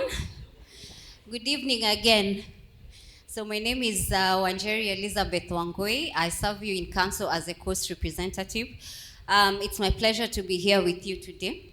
Let me start by saying thank you that you gave me the mandate to be able to serve you. I truly appreciate the fact that you had trust in me and you allowed me to serve you. I do not take it for granted. As I come here today, of course, you have seen the people who will be vying for the position of coast representative. I have decided that I'll be vying for the position of Vice President of the Law Society of Kenya. Thank you. And I will come to you for your support again. This being my last speech, I think, as a coast representative, I think I'm allowed to take some time addressing you people. It's been an honor. I normally like starting by saying what I have done. Most of you know me as Wanjeri wa Amnijui? Wanjeri wa? Yes, Wanjeri wa CPD. Now, for those who don't know why they call me that because there's a webinar you guys do for 2 points for 1,500. And that was because of my motion that I moved and it was passed and implemented. So once every month you get to do that event. For those of you also who've applied for a certificate of good standing, you've been able to apply for it and get it free of charge. Now that was also because of my motion that I moved and it's now issued free of charge at the click of a button. Other things that I have done, I have championed for adoption of an e-journal, which has saved the society money. Another thing I have done, I have pursued a tripartite agreement between KMA, IMLU, and LSK. That is by virtue of me being a member of the Medical Legal Committee. Now, you'll realize in our current dispensation where people are being abducted, they are tortured, some of them are even killed. We have been doing capacity building trainings for advocates on areas like interpreting forensic evidence, documenting human rights abuses, and even doing those strategic kind of litigation. So this has also helped advocates look into other areas of practice. Another thing I have pushed is for the adoption of a running conflict of interest register, and that goes for both the council and the secretariat, and that has improved on good governance and transparency. One of the few motions that I moved that was not successful was on the issue of inspectorate departments. And this I moved for purposes of dealing with issues like integrity and masqueraders.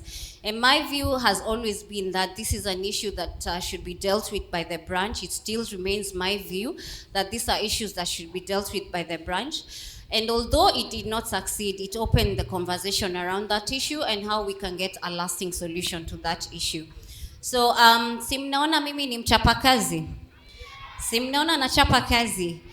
So, kwa hiyo nawashukuru sana mlinipatia hiyo nafasi. Kama sio nyinyi kuniamini na kunipa hiyo nafasi haingewezekana.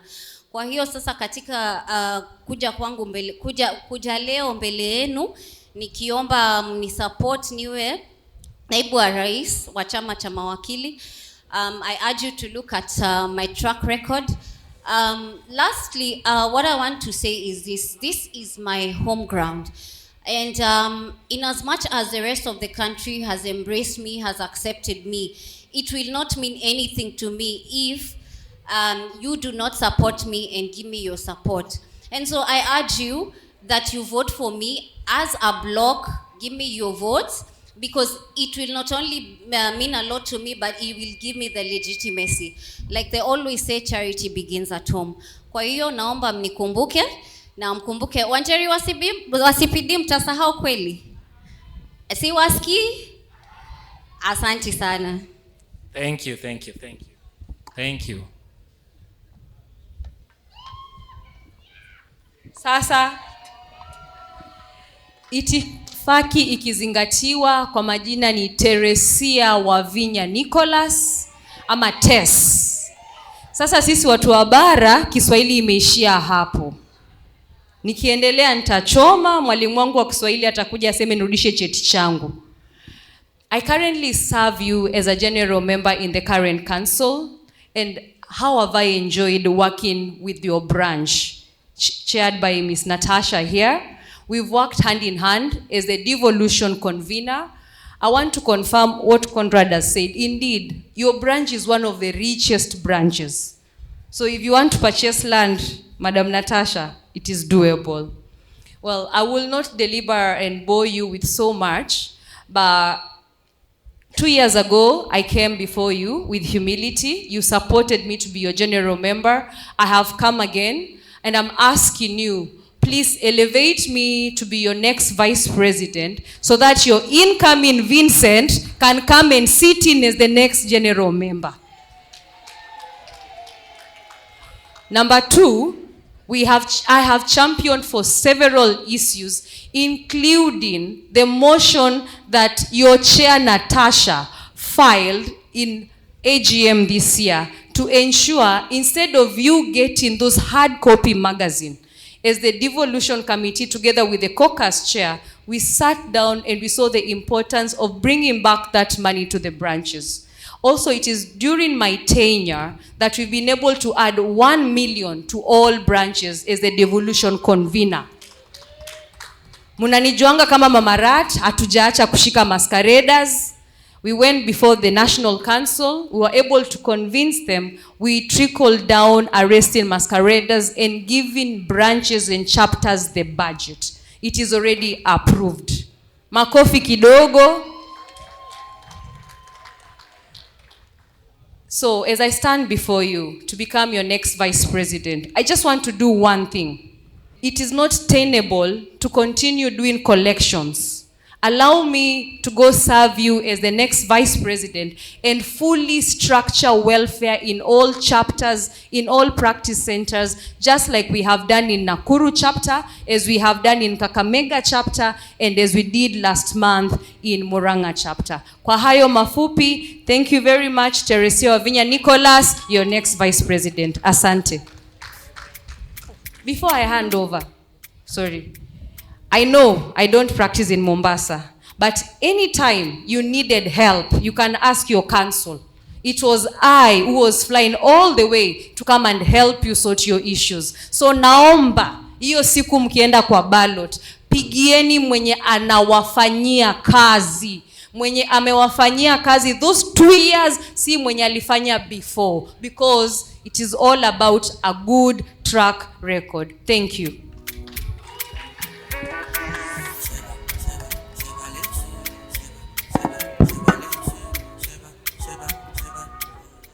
Hello?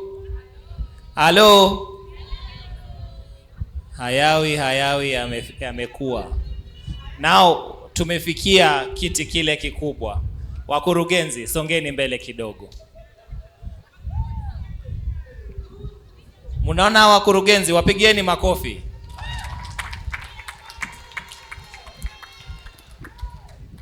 In the spirit of good cooperation, I'll let them caucus and decide who goes first and who will go last. So we'll give them a second.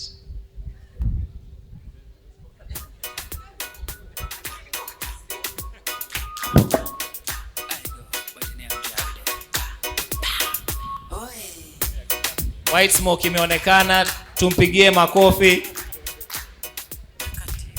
I have been reminded that Section 20 confers the right of presidents on senior council, and then the vice president, and then a high dollar pay advocate like Mr. Peter Wanyama. So I'll allow senior counsel to start and then I'll follow through. Thank you. Mombasa hamjambo. Mombasa hamjambo. Shikamo. Shikamo tena. When I was coming to Mombasa, wakati nimefika hapa nikaona beach. Imenikumbusha msemo moja tulisoma wakati tulikuwa shule. Kwa inasema mgagaa na upwa. Mgagaa na upwa. Sasa mimi nimekuja hapa nimegagaa na upwa na sijakula wali mkavu. Na ile wali nilikuwa natafuta kitoweo ilikuwa kura na uhusiano na watu wa Mombasa Law Society. So my name is Charles Kanjama. I'm a senior counsel. Wakati wa kura ukifika, mkienda muone hiyo ballot paper, mtaona senior counsel ni mmoja peke yake. Hamwezi sahau. Ni kweli? Ni kweli? Sasa mkiona hiyo senior counsel mtanikumbuka mimi Charles Kanjama.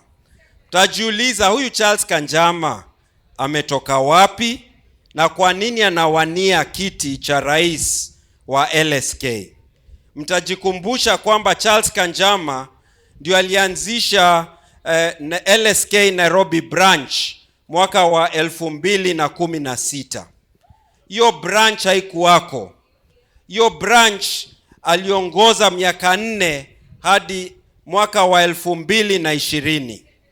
With 2 councils we built the Nairobi branch from the ground. It is a baby branch of the Law Society of Kenya, but it is also the giant branch because it has most lawyers practicing in Kenya.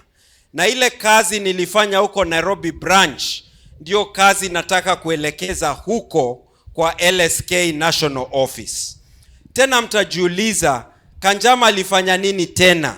Nataka nimkumbushe kwamba mwaka wa 2017 mimi ndio nilileta wenyekiti wa LSK branches zote 8 pamoja, tukaungana na tukaunda hii uhusiano tunaita branch chairs caucus ya LSK.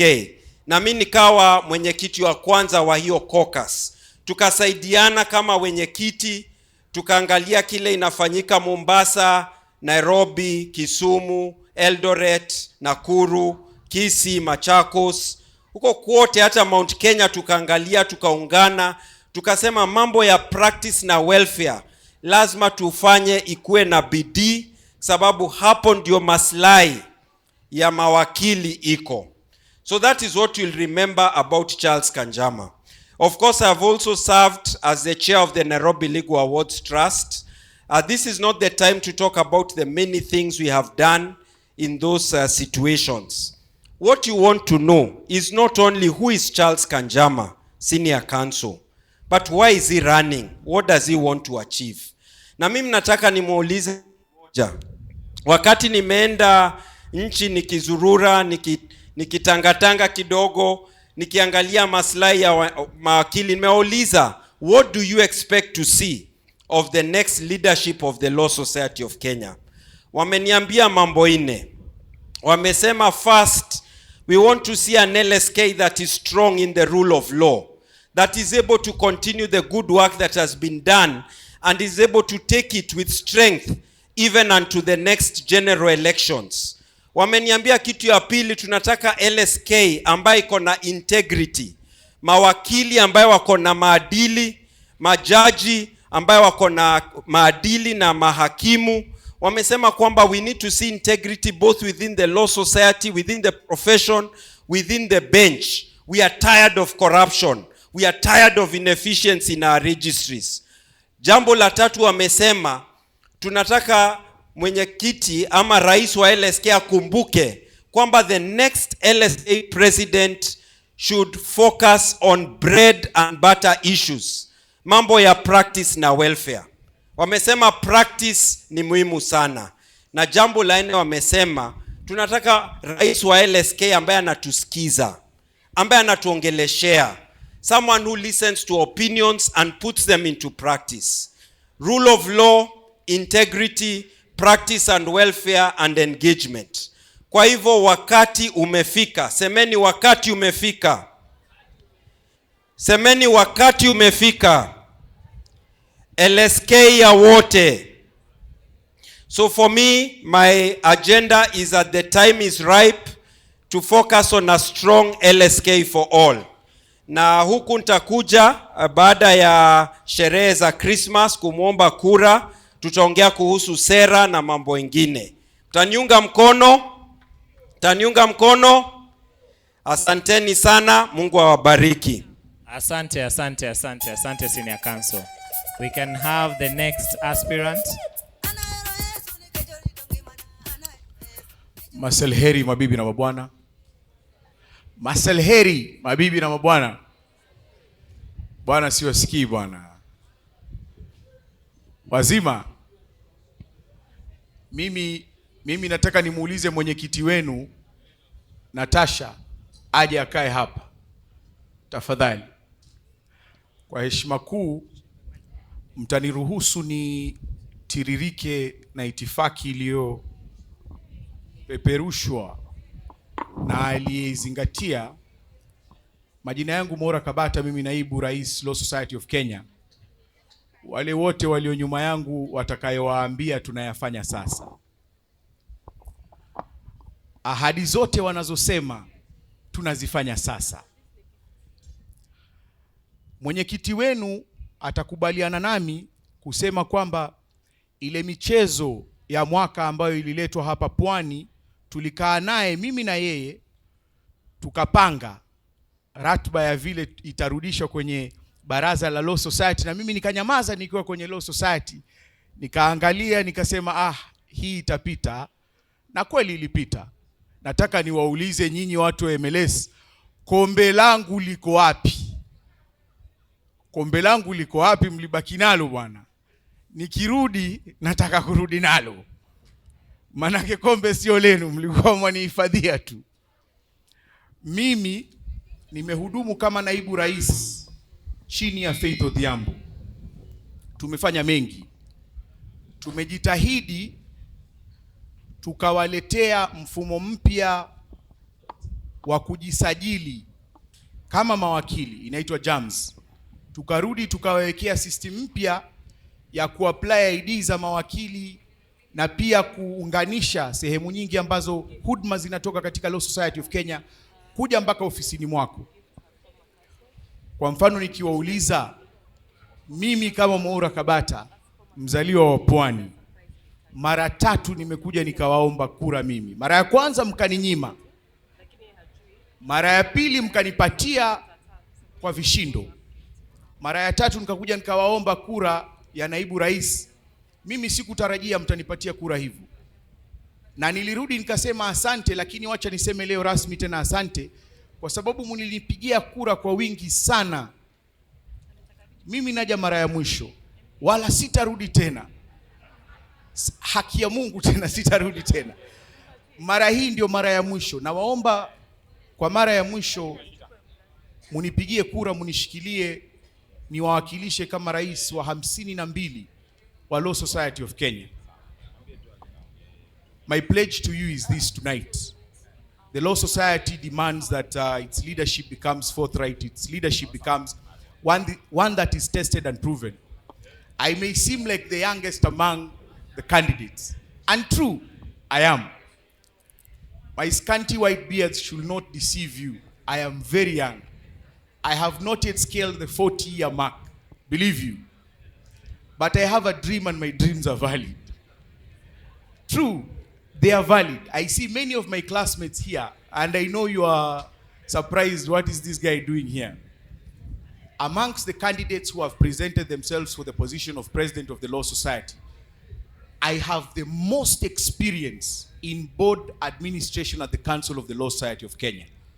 I have sat in committees, I have sat as a general member, I have sat as a vice president, and by God and by your vote, I will represent you with vigor and industry as the next president of the Law Society of Kenya. I thank you and I am humbled by your patience. Asanteni, Merry Christmas and a Happy New Year. And, Obonyo, We need a council that is stable. The 2027 elections are coming. If it is the rule of law, what haven't we done about that? When we speak about the anti-money laundering regulations, aren't we speaking about the petition that I filed, Maura Kabata versus FRC and AG?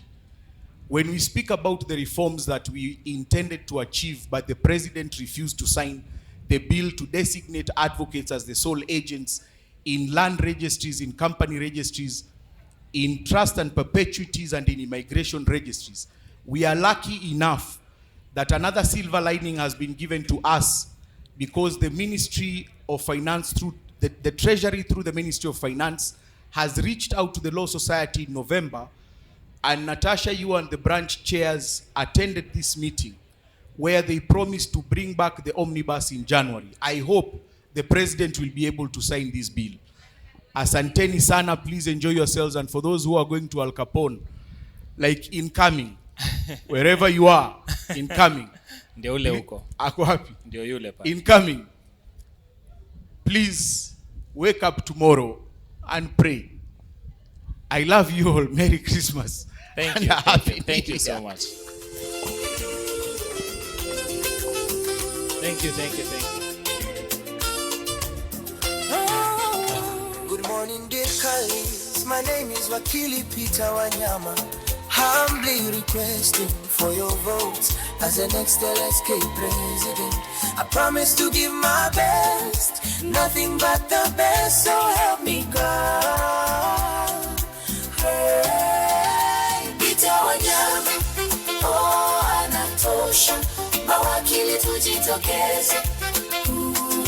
Yeah. Peter Wanyama, oh anatosha, mawakili tujitokeze. Yeah. Peter Wanyama. Asante sana, asante. Wow. Good evening, colleagues. Allow me to observe the protocol. The learned judges are here. The Lady Justice Lady Justice Murgor, a close friend of my, she's a wife of my close friend, Philip Murgor. That's why I'm mentioning the name. Mr. Justice Kibunjia, Chief Magistrate, Head of Station, colleagues, my name is Peter Wanyama. Allow me to start by thanking you. In the last election, I vied for the position of president of LSK. And amongst the candidates who came to you for support, you saw it fit to vote for me in large numbers in Mombasa. Indeed, we won all the coastal stations. So allow me to say thank you very much, and thank you very much indeed. When I ran for president last time, and allow me to quote a common law authority, Curie versus Misa, 1875, the High Trees case, 1947, remember Lord Denning, the meaning of a promise. I have not served in LSK the way my colleague Maura Kabata has done. Maura Kabata serves you as the chairperson of LSK's Finance Committee. I have not been senior counsel like Charles Kanjama, or served at the branch of Nairobi as chairperson. So what I can do is just promise and make promises based on the meaning of a promise within that case of Mika versus Curie of 1875, the watershed case, and the High Trees case. So I can only make a promise. So last time I made promises to the branch, which I intend to deliver when elected as LSK president. Promise number one, the coastal branch is one of the, you can say the second largest branch in Kenya. You cover from Malindi all the way to Voi, to Lamu. I have been privileged to practice in all these courts as a practitioner for the last 18 years. However, there is no serious meaningful and qualitative financial support to the coastal branch. That I can tell you. Because at the moment you receive only 4 million shillings. 4 million shillings. I submit that 4 million shillings is not enough for you to run your operations. And as a candidate for LSK president, I promise that I will do what it takes to ensure that we increase that allocation to more than 10 million shillings on an annual basis. The second promise which I can make here as a candidate for LSK president is that we need to strengthen our operations again for welfare issues so that we can commute properly, effectively and efficiently. And again, I make a promise that when elected as LSK president, we will look for 30 million shillings to buy 5 vans for branches. And one of the vans will definitely come to the coastal branch, and it will be here at Mombasa. So that's a promise which I make. I made that promise last time, and it will be delivered. Secondly, thirdly, I promise that we need to ensure that these things are done. So as an initiative, Peter Wanyama, I've spoken to a number of our senior colleagues to just ensure that these things can be done with strong leadership, with goodwill. I want to take efforts to lead a strategic fundraising for the Mombasa Law Society, which we are going to do quietly amongst colleagues, so that we're able to raise some capital to finance branch operations. Because I hear there's a problem at the branch. Members of the branch are not even paid sitting allowances. They use their own personal resources because there's no adequate money. So they are not able to serve you effectively. So we will make things happen for you. The other issue which I want to focus on is the issue of practice. There are so many practice issues here that you need a very strong Law Society of Kenya president to effectively deal with. There are issues that continuously require engagement with the judiciary. Practice issues. So who amongst the three of us as candidates for president, who is bold enough to speak to the judiciary and tell the judiciary that we need to have a meaningful transfer policy of magistrates and judges so that it does not disrupt our bread and butter issues? We need to engage with them in a more strategic way. We cannot have these status quo issues. Yeah? Because the moment you transfer a magistrate or a judicial or a judge, it affects the calendar. And then it becomes a problem. We cannot deliver results to our client. So we need to have a more serious engagement so that there's a pre-planned program for transfer of judicial officers so that we're able to know and also plan our affairs and practice efficiently. So bread and butter issues is a core part of my promise which I want to make to you. I will concentrate more on bread and butter issues even as we stand firm on the rule of law, so that we have a Law Society of Kenya which is able to acquire its highest potential. Because what I see at the Law Society of Kenya is just lack of potential. We don't mean well to grow the society. We sit back, we don't want to explore on new and emerging areas of legal practice. We don't want to push through the concerns of practitioners. And again, I make a promise here that as part of the mechanisms to strengthen the Law Society of Kenya, we need to introduce training programs. I'm saying this because I helped to set up the Council of Governors Secretariat between 2013 and 2017, and now it has a budget of more than 700 million shillings annually. Most of it is financed by the development partners.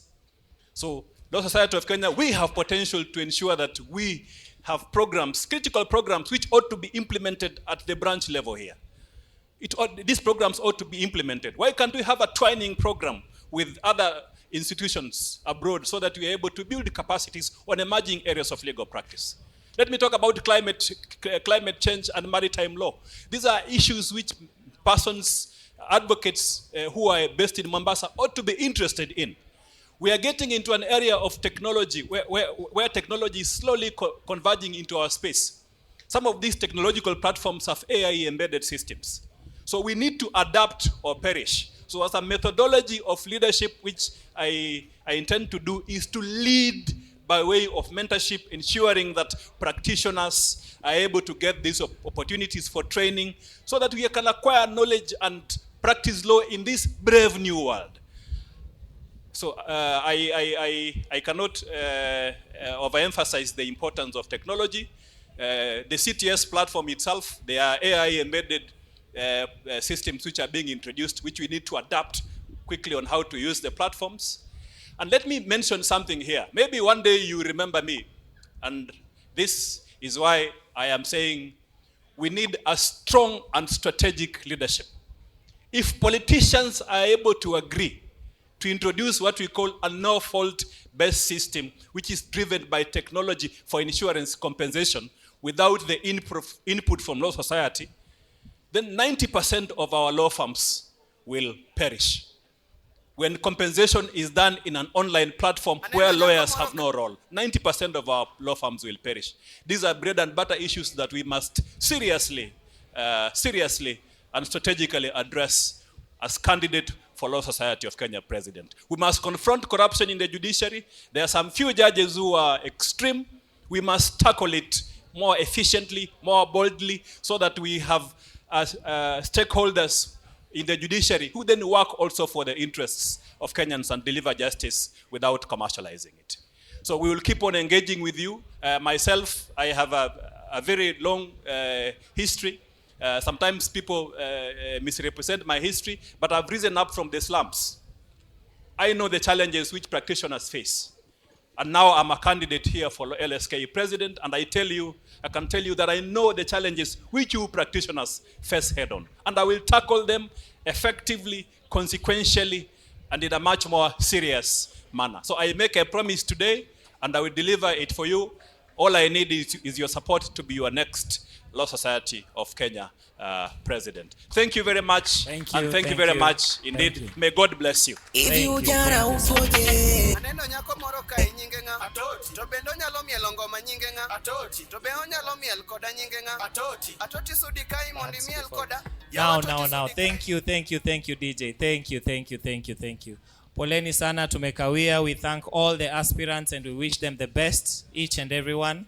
All the best and continue with your campaigns. May the best person emerge. Now, before we go to the next order of events, we would wish to have the chairperson come forward for the award. But before the chairperson comes, we have one of our members who has been given 30 seconds to say something. He can introduce himself and say a word. Just 30 seconds.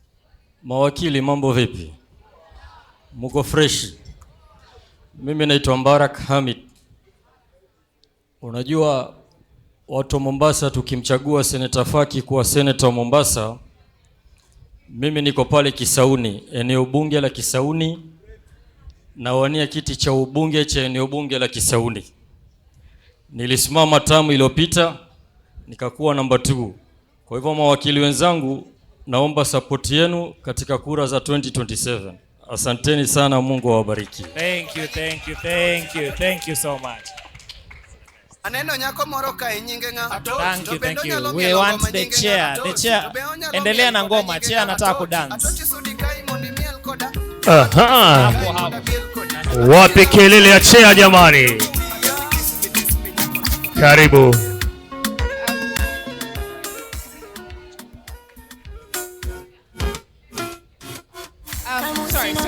So we are done with the formal part of the program. I just would like to ask the former council, which is 2023-2025 MLS Council, to come up for a second. We'll know that the campaigns of 2023 were one of those extremely heated and insane campaigns. When we came into council with these lovely people here, we had come from different groups, and there was vibrancy. There was vibrancy. And I think one of my main things was to ensure that as a council we come together. I assure you that it was not easy. It was a joint effort by every single one of them that you see up here. I also assure you that we do a group call once a week now. That's how attached we've become. But I think for me is I just need to say thank you to them. Guys, give me 2 minutes, please. Okay, so I really have to thank them for the work that they've done for MLS. It has not been easy, but we have together done what we can and have tried our absolute best. So for me, I would very much love to give them a small gift as a thank you for everything that they have done to make this leadership position easier. Makofi kwa wao tafadhali, makofi.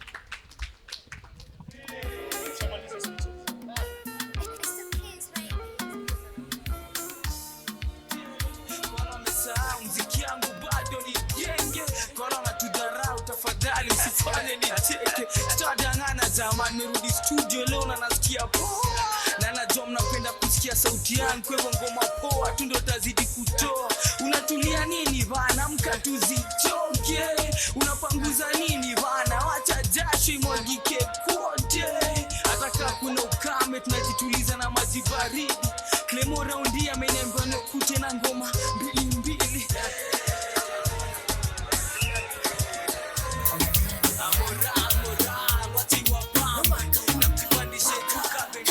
Ikibamba sana basi pull it up. Select cheza doba once from the top. Dojo mabe, dojo mabe, dojo mabe. Tunisha speaker, we mash it up. Fire, we light it up. Dojo mabe, dojo mabe, dojo mabe. Tuko tao, CBD kwa penthouse. Wanadhani CBD ni guesswork, lakini jua bidii tunazoza. Na ni magrami tundo tunangoja. Dojo mabe, kwa mdomo ni kube. Na doba Johnny Mwaki ukipenda email. Napendwa na mapen, na wote Johnny 10. Nikikusalimia unanijibu to maber. Napenda vile magala wamekuja wamebeba. Napenda vile mamazi wamekuja wameiva. Ikibamba sana basi pull it up. Select cheza doba once from the top. Dojo maber, dojo maber, dojo maber. Tunisha speaker, we mash it up. Fire, we light it up. Dojo maber, dojo maber, dojo maber. Makwela na majaji wanazitoka. Starehe ubamba sana baada ya mboka. Thank you. Thank you on behalf of the former council 2023-2025. We do not take this for granted, Natasha, and we equally know that we've not been an easy group, and especially with Mukanzi and Mushiri with us. And we equally have something for our chairperson, Madam Natasha. I know it comes as a surprise, and here we are. Something for Madam Natasha.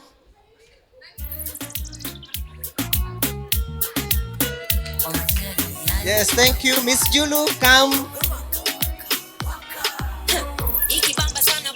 And for this gift from the previous council, for this gift, we will kindly request Natasha to open the gifts that she's been given by this council. And I hope council 2025-2027, you see what we are doing to the chairperson.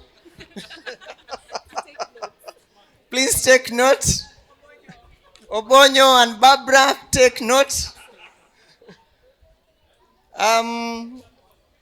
We have worked as a team because of whom Natasha is. We don't have words to say.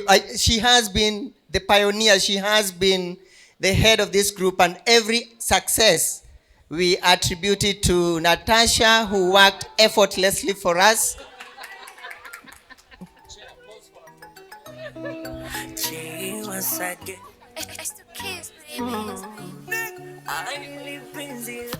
Yes, say something, Julu. Ladies and gentlemen, I know tumeshiba, tunazunguka kidogo, but let me just ask you for like 10 seconds of your concentration, tafadhali. Tafadhali, all of us, we are honoring, you guys will not know it, but we are honoring an incredible woman. We are honoring a pioneer, an innovator, an exceptional queen. We stand this woman, and as council we tell you, we will not be here, we will not be serving you without the blood, sweat, and tears of this gentle lady standing right here. So we, come on, take a bow. Ladies and gentlemen, the chairperson, Mombasa Law Society, Miss Natasha Ali Ire. Anyone? Officially open the dance floor. Tupige sherehe hadi asubuhi. Cake cutting session. Where is the chair lady?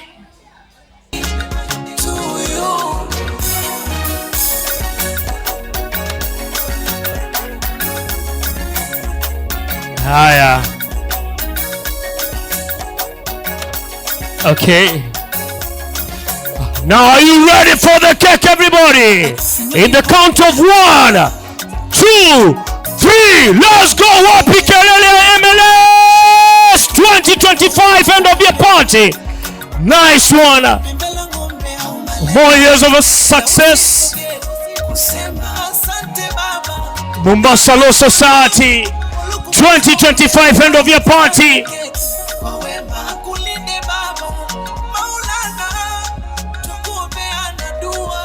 Aha.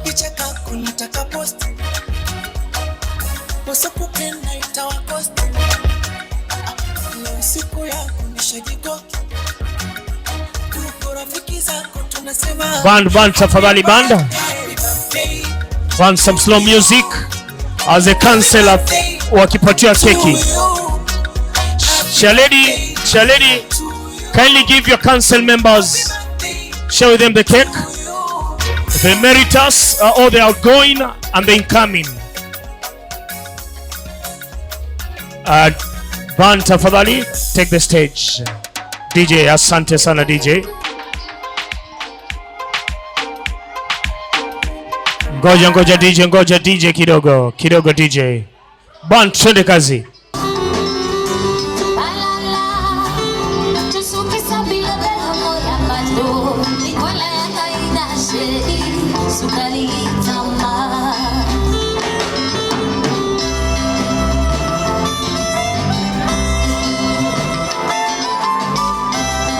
Happy end of year party.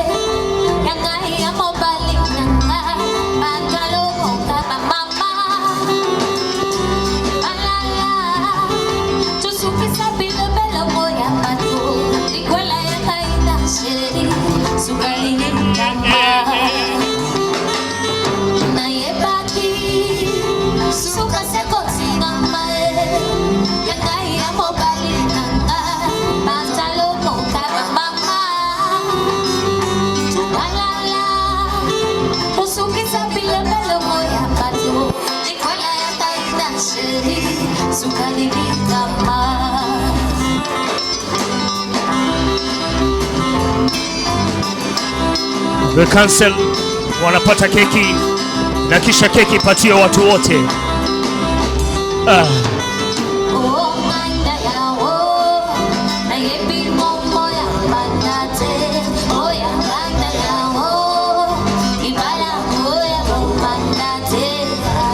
Kula muziki.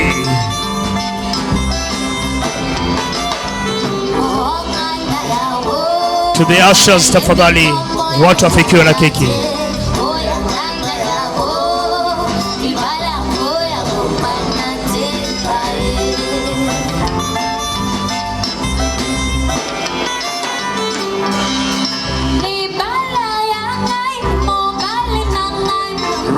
Hakuna kwenda nyumbani.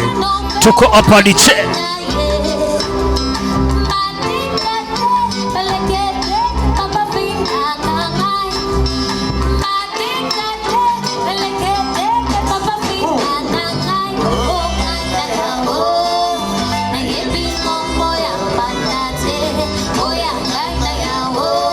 Evergreen Band on the stage.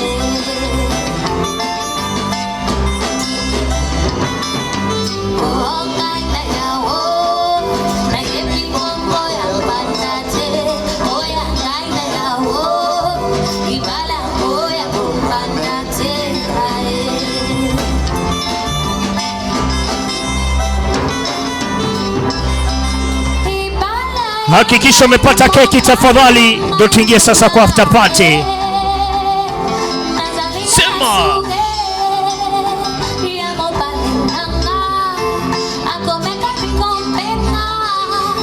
Aha.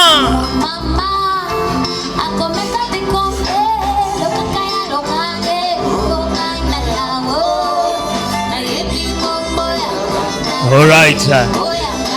My DJ, are you ready?